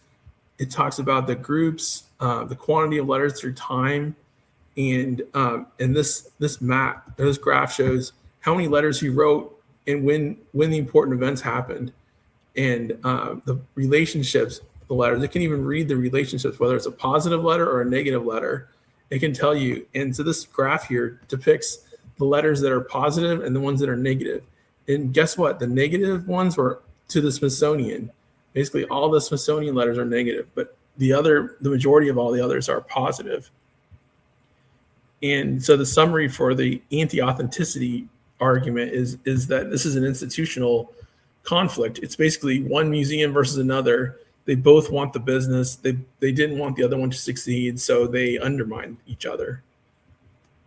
And there's evidence that even Valentine tried to undermine the Smithsonian, and the Smithsonian tried to undermine him. So I mean, it was a feud going back and forth. Like, for example, when Valentine brought artifacts to see the Smithsonian and Charles Rao, he brought some fake artifacts with him, knowing they were fake, and he showed them to Charles Rao and said, what's this? And Charles Rao was like, this can't be real. And he said, oh, I know it's not. I was just trying to test you. And basically, so he was trying to trick him, doing the trickster thing of tricking him into being able to see if he could tell whether something was real or not. And I think that affected their relationship materially. They didn't, at that point, they didn't get along because they were basically trying to trick each other or undermine each other. And so there's a lot of positive relationships in the letters that are described, like that they found a lot of good compliments and endorsement of the people. They were happy with the site, and basically Osborne was the facilitator of all this. Valentine was the collector, patron of the museum, paying Osborne to do the archaeology.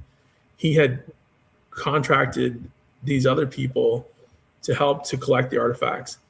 And like Merritt Burnett and Quinn, these people were local landowners. And A.J. Osborne worked with the landowners to try to get these artifacts collected and preserved. And the native contacts, we talked about Chief Bushy Head, who said these are for rainmaking from the medicine men. And these are other people that lived that were associated with the letters that he wrote.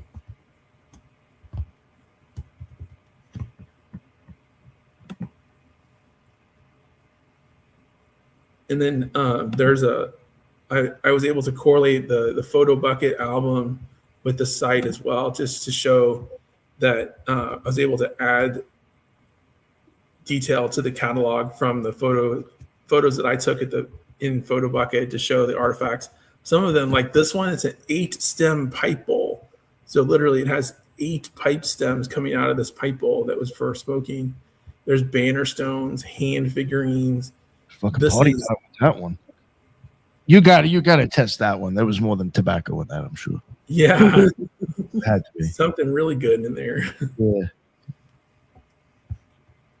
And then so there's so many different types. There's a lot. Majority are animals, but then there's vessels, containers. A lot of the vessels and containers and bowls, they actually have faces on them or cross hatching, and they're covered with objects. Indicating that they're living, like the cross hatching vessels. There's handles. There's some square vessels. This is, this is the total figurine. So I can show you any detail if you want me to stop. But there's like square vessels, round vessels, total, like all these different rectangular vessels. There's circular, there's some that have handles, figurines with vessels with human figurines holding hands around the outside of the vessels. Yeah, I can see that. There's bowls and square vessels, all different shapes and sizes. I do have a comment, though. With all these different animal figurines, these vessels honestly should be, and it should have been done decades ago, tested for where the source of the materials. Yes, that's a good comment. I mean, it's true. It would be amazing to source the materials, and the technology's there now. There's a device that can, it's a handheld device, and it can determine the material composition based on a laser beam. Basically, it determines the composition elements in the material, and it can determine where that material came from with a click of a button. And I asked if I could use that, and the museum said no. Did they give you a reason why? They didn't want to. I mean, they didn't say why. They just wouldn't allow it. You know, it's a non-destructive test. It would be easy and quick, and they wouldn't allow it. And you can see some of them are coated with red ochre, like this reddish color. Bowls.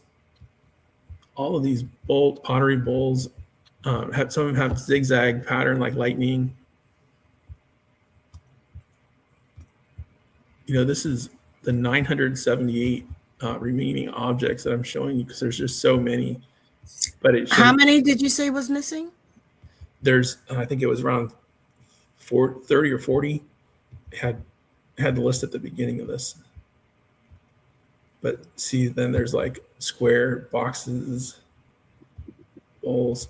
That was like a canoe figurine here, it looks like. And then a lot of these vessels are shaped like, you know, pottery with different angles, and there are different colors. Apparently some are charred and others are red ochre coated.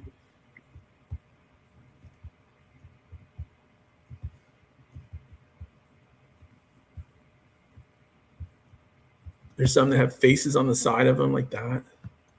It looks like you're flipping through an Etsy page. Yeah. Handles. Was there any? Somebody did ask. Is that actually just a question? Was there any fingerprints extracted? You know, from any of this stuff?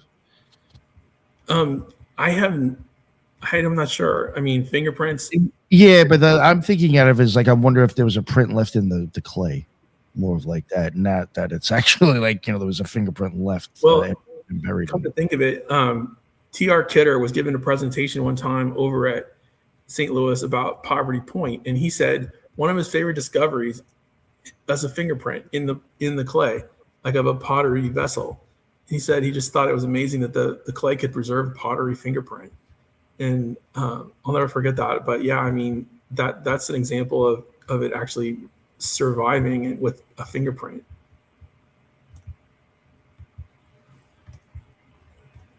Also, oh, go ahead.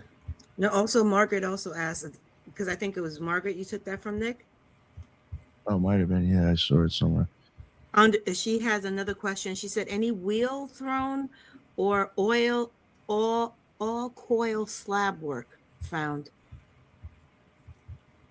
Well, that one that I showed here, I'll go back up to it. This one over here, number 258, that looks like it's thrown on a wheel. I mean, it's got a flat bottom, sides are tapering. It looks to me like, and I inspected this one in person. I thought, how could that be? I mean, it looks like it's thrown on a wheel. But yeah, that one in particular, you know, some of these almost they look like they're wheel thrown like this. I mean, it's possible. It describes it as a concave base, wide at the bottom, sides narrow to shoulder, straight neck, all exterior plain except for smooth decoration. So yeah, I mean, it's possible they had the wheel to throw the pottery. And yeah, I never would have thought of that. I wouldn't have either. Yeah, right. This is one of those that I think might be a Mason symbol with an eye. And this could be like the Mason, like a Freemason device, and then the shrine symbol here. So I think this one in particular, maybe Mason, stonemason attributed. There's all different kinds of animal figurines. human figurines of all sorts. Look at those. Those go back up again if you don't mind. Those are pretty wild looking. Yeah, like this one looks like they have a pot on their head. They're holding their hands up and holding a pot.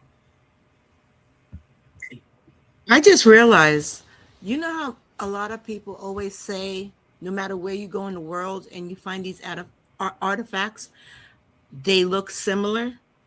This could be the reason why. And this site probably explains that. Yeah, that's true. And you're right. There's a lot of similarity around the world. I mean, Egypt and even Australia uses similar motifs and symbols, and they use the cross hatching at both those places. So, yeah, it's amazing, the similarities. And actually, there's so many tests that needs to be done, especially carbon dating, especially with the one with the wheel one. It'll tell you how far back they have been using such a tool. Yeah, I agree. If they can radiocarbon date even a few micrograms from the inside of these or the pipes, that would tell them so much.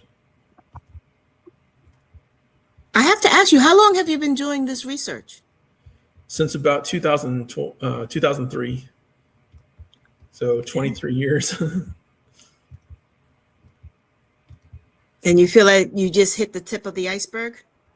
Yeah, I mean, the thing is, it's like all this exists, but they won't allow anyone to study it or test. They won't allow any testing done on these artifacts to actually determine a material age or property. So much is a mystery. I mean, I've always liked mysteries. This is a pretty big mystery. And like I mentioned, it's kind of like a rabbit hole.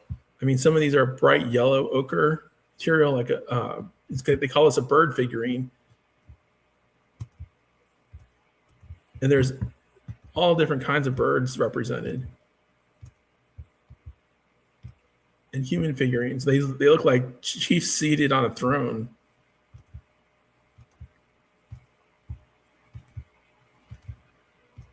How about this one? You mentioned aliens. I mean, that's kind of an alien looking one right there. They called it a human figurine, but I think that looks more alien. Yeah, kind of does actually with that head. Here's a Thunderbird type of motif, winged being. And then they start getting into coupled figurines. You know, two people.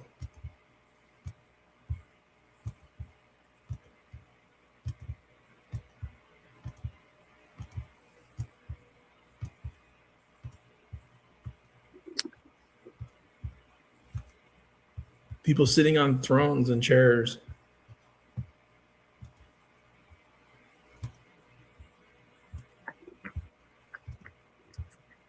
That one kind of looks like Venus, you know, Venus figurine, but just sitting, kneeling. These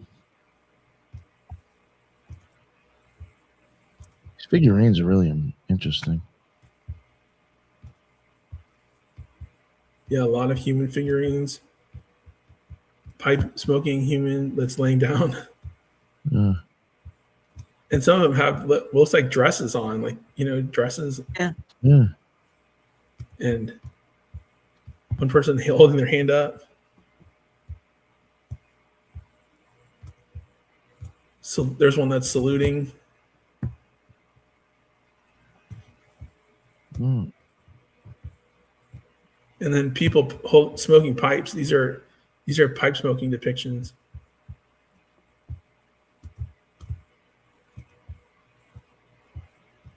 And this one's like a Mayan dwarf figurine.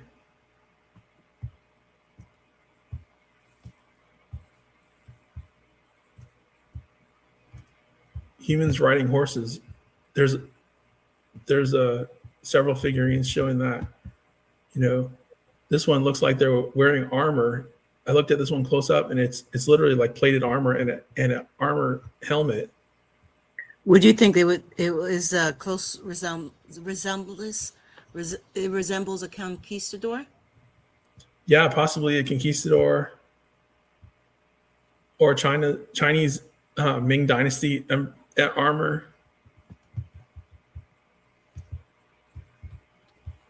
This one is a riding side saddle. It's actually a woman sitting side saddle on a horse or a four-legged figure riding, and it's depicted on a platform.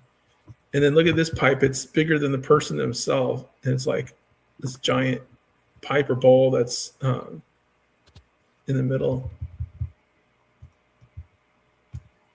There's a lot of them that are depicted smoking pipes as well, like ceremonial pipes, and figurines shaking hands.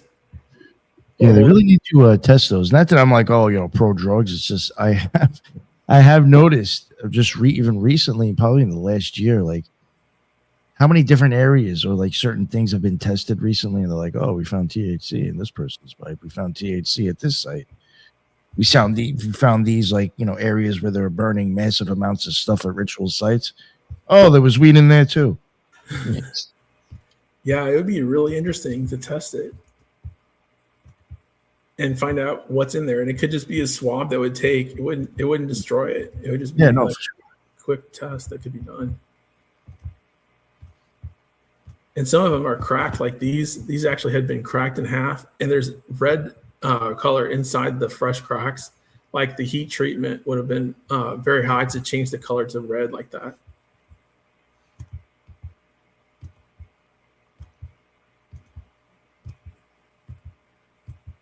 And so the bears were very numerous in this collection. That was high of the animals. There were more bears than any other animal. And some rabbits. There was quite a bit of rabbits depicted.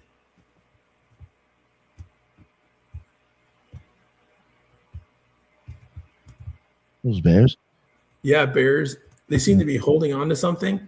And I think it represents a shrine, or these objects depicted were crosshatched with whatever they were holding on to. It was like a crosshatched slab. Yeah, right. It looks like a tablet. Yeah. And they had long noses that were very detailed with crosshatching.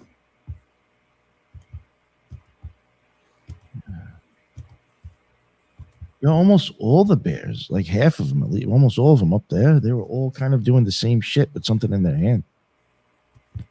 They had to be depicting something, Yeah, these look like hogs or pigs.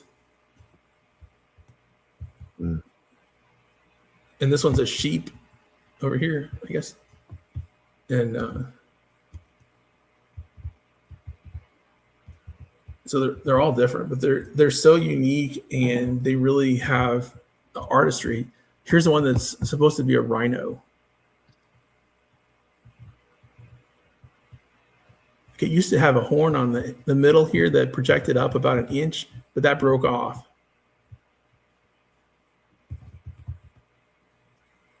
So these things weren't handled correctly as well. Right, they've been mishandled and broken.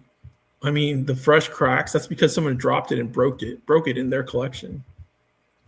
And they smashed the horn off the rhino. I mean, it's like, that's terrible. They've been mishandled for over 100 years, broken and displaced and lost many times. Like, there's so many that have gone missing.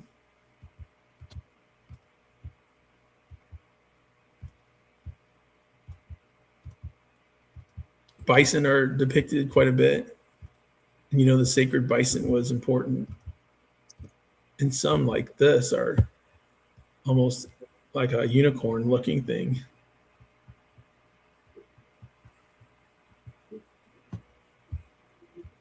And are these at the Smithsonian? Yeah, there's 30 of them at the Smithsonian, and the 970 here are from the Valentine Museum, and then there's about 600 at the University of North Carolina.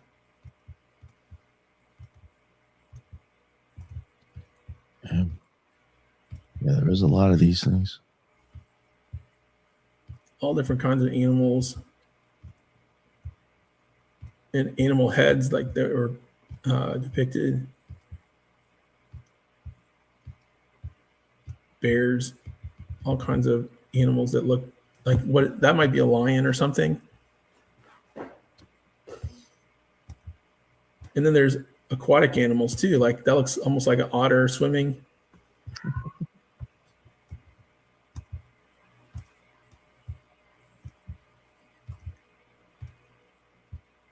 And they had squirrels or skunks depicted as well.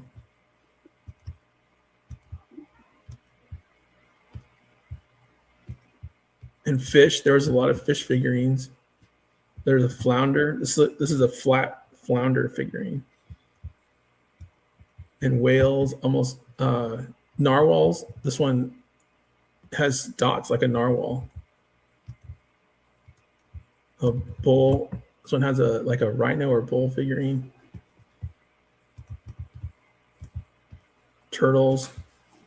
There's a lot of turtle figurines as well. Serpent. There's a lot of snake figurines and even spiders. This is like a daddy long leg spider figurine. There's birds of all sorts. This one could be a loon, or this one. And yeah, a lot of bird figurines here of different varieties.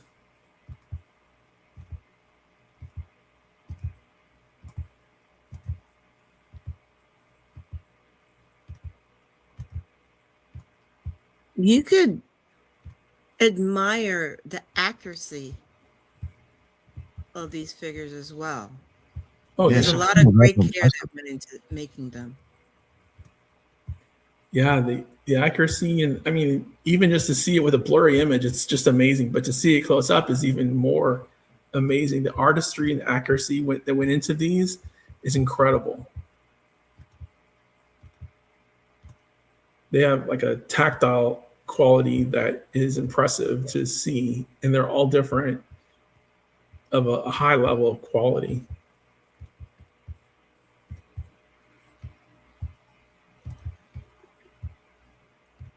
All the pipes are amazing too. There's so many pipes. And then it starts getting into perforated vessels. These are like the ones at Poverty Point.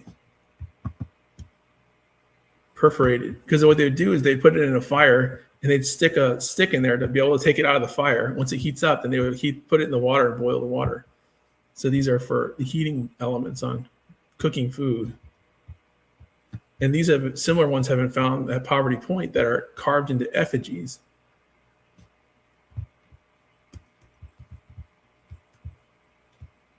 And donut stones as well, the same thing. They were using for cooking. And this one's like there's 8 holes in this one.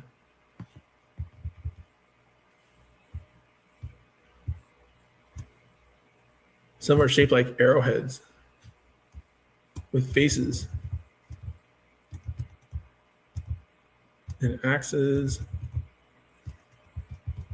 And this is the one that I sent a picture of the other day with the Muskogee chief depicted. These are vessels, cylindrical vessels, but they're hollow, and they almost look like they're thrown pottery, but yeah, they're actually hollowed out in the middle to be able to hold the liquid.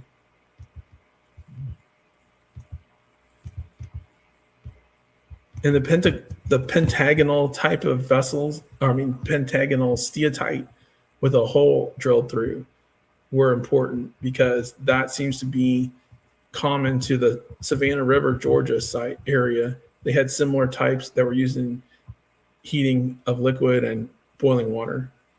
And this one is almost a tray, but it has a similar pentagonal shape.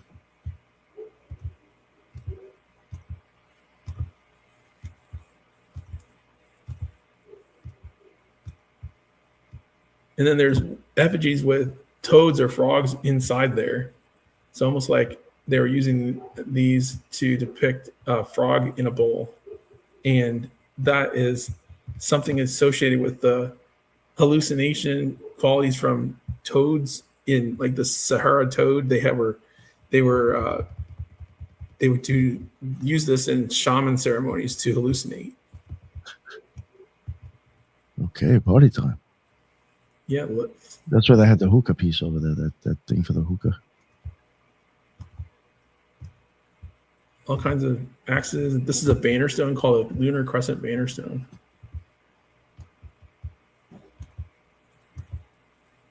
And that's it.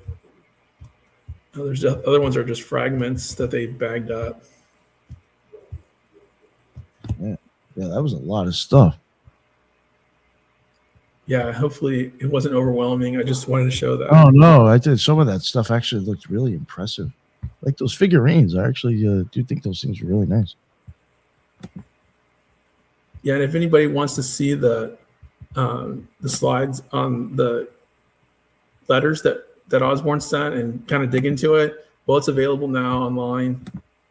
And you can just click on this the link to the scripty that's provided in the chat, and then you can read it all, and it's got amazing details about what they found. It's actually quite amazing how you could connect the dots with other people who've done similar research to you in other locations. Oh, thank you.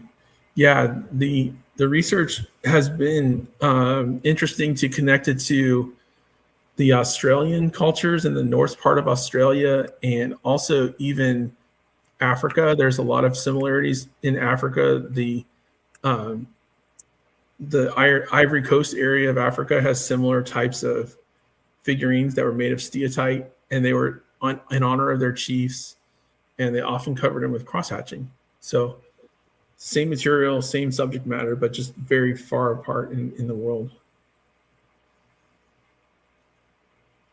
And hopefully this will help people to just study the past and learn about the possible connections that the world, it's not that far apart, and everyone was related in some way.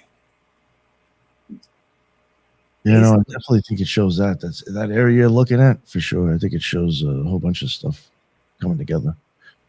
Something was going on. Definitely. Yeah, that was really interesting, Vince. Thank you. I appreciate it. Is there anything else that you're still working on now? Any other things, or with this situation, or it was just kind of like up to date with what you've been doing? Well, that's the latest up to date information. I have been checking. Like, one of the really interesting things on the AI is now we're able to track time and do an analysis quickly, and you can use the AI to determine quantity versus time graphs and determine how things have changed through time. So I'll share my screen here and show kind of what I've found out about this.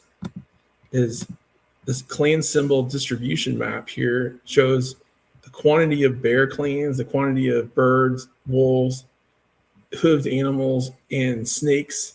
Well, so these are the locations that those clan symbols are located, usually around Lake Superior, the Ojibwe up here, and then the Muskoka, Cahokia had the Birdman, the Yuchi, and the Gwale had clan symbols. And this shows the position. The position is shown in blue. So when they were made is on this graph. So this is 600 AD all the way up to 2000. The quantity is shown here in blue, and then so it shows that they actually started increasing production in orange here, and then decreased it around the year 1200. And then so from that point on, they slowed down production of the clan symbols that were used. And so, but these symbols were used, like shows here, the bear was in the Ojibwe, and the only two places were Lake Superior and Mount Pisgah. For the bird, it was at Cahokia, Mount Pisgah, the Yuchi, and the Gwale. And for the wolf, it was found in Lake Superior and Mount Pisgah. Lake Superior, and the hooved animals were found in Lake Superior and Mount Pisgah. So there's only two places that they've really been found. And even though Lake Superior is the center for clans, well, Mount Pisgah was the outpost, the southern outpost, and the turtles, they relate to Cahokia, Mount Pisgah, and Lake Superior. The Muskoka use the small rare animals, And so they related to the Yuchi, the Guale, and so that helps to come up with this graph here. So the quantity versus time, basically is visibility count. The number of clan symbols that were found at specific times can be charted here. Like there's, and the times that they're used. So around 1250, there's over 30 animals that were bears that they found as far as the clan symbols. And so then it's interesting because you can make a quantity versus time graph and then do a derivative to determine the when it was made and how it changed through time. And so what I did is I used this, I made derivatives for all of these different clan symbols to determine when they were made and how it changed. And they seem to change pretty similarly for each of the clan symbols. The wolf symbol, the wolf clan, the hood clan, they all seem to have similar type of changes, just different quantities through time. So they really show a peak around 1000 to 1450. And after that point, they dropped off. And so that's useful because it really dates the symbols to pre-contact for the majority of the production. And then Gerald Wiesnor is an author that really was into this position in time and how things change with velocity. And so he gave the message that these should be used against dominance and towards sovereignty. And the clans that he developed that he thinks these fall into are shown here, that each of these represents our modern representation of the clans of what it's like today for the tribes. In the timeline, he came up with these ideas from 1964 to 1992 and wrote about it in a lot of articles. And he attributed these to Columbus crossing over to the White Earth subdivision. And then also there's some links to China as well as the Japan haiku. And so there's Pacific connections as well. And so the thing that tells us is that visibility has a growth and decline, and inflection shows when the culture has changed through time. And you can apply that to the different technologies like microblade technology. When was it made and how did it change? So this tells us that it increased through time and then decreased. The peak was around 1000 BC, and the velocity represents the production of microblades. So if it's below zero, they weren't producing, and then if it's above zero, then they were producing it. So they started to increase this peak around 2000 BC all the way up to about 0 or 180 or so. That's when they made the most microblades. And then there's connections here to the other things like celts. Well, the celts, this is a production scale for celts, 6000 BC to 2000 AD. I mean, to current time, basically. And so it shows the production through time and how it changed for celts, for stoneworking tools, coin finds, basically that's zero, that's flat. Any loom finds for like loom woven brocades are shown here. And then there's meteorite finds through time, how they change in archaeological context. Faience beads. There's banner stone finds, how they change through time. And this is interesting because it correlates with the bow and arrow adoption. So when they used banner stones, it was before the bow and arrow. It started to decrease because of climate stress in 4.2 thousand years ago. And then they dropped off. This one shows the steatite vessel manufacture. So we saw those pottery vessels. Well, steatite vessels peaked around 1000 BC. And then they dropped off right when pottery was adopted. So pottery started around 500 BC and it replaced steatite. And it shows here that production stopped because it goes below zero and they deaccelerated. And then groove plummets was starting around 1500, going to 1000 AD. The Tanit signs we were talking about, they started around 1000 BC, went up to 400 AD, and they changed after Roman conquest. So these bars line up with world history events. That kind of shows that quantity versus time reflects what's going on in the world.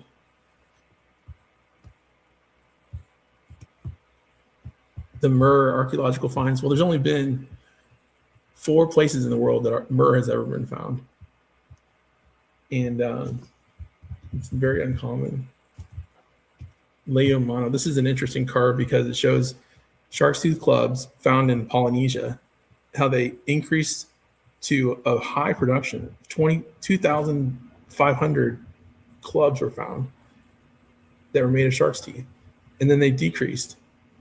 And they align with chiefly warfare causing decrease and then European conquest and firearms replacing them. Cowrie shells, cross-hatching symbolism. We were talking about cross-hatching. Well, it's just increased through time. It's always constantly increased. And so, yeah, those charts and graphs are based on the actual data that you can just plug into AI and it automatically creates a data curve. And we were talking about the African connection. Well, Luba people of Central Africa had figurines called memory boards, Lukasa, and they used those to transmit stories and keepers of memory. Just like we were seeing all those boards, women as spiritual vessels, they would use these, and they went from the 5th century all the way up to the 1900s and 18th century, preserving the history.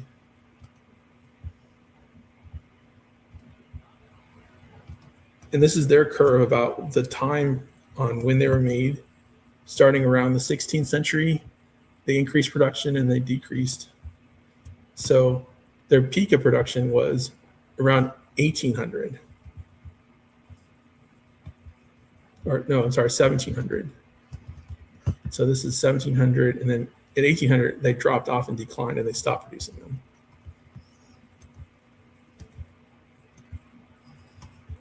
And then this is the Georgia and Florida cultures. So they had a peak of around 2000 BC, and then it decreased. So it kind of puts a time frame lens on what we're seeing here with early cultural peak that occurred in the Archaic period around 2000 BC.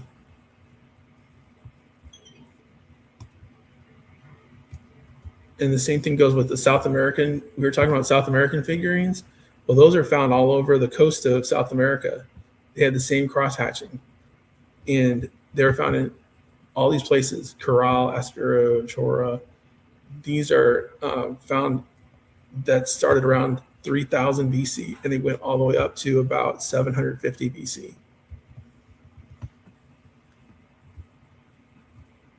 So then we talked about Mastodon and mammoths. Well, they go back to 38,000 BC. And there's evidence of white sands footprints in New Mexico and Clovises that were found as well that had human culture that were from the Ice Age time 38,000 years ago. So this graph shows what that culture looked like. So that's it. I mean, the time frame is amazing just to consider 38,000 years ago. People were living here in Colorado Plateau.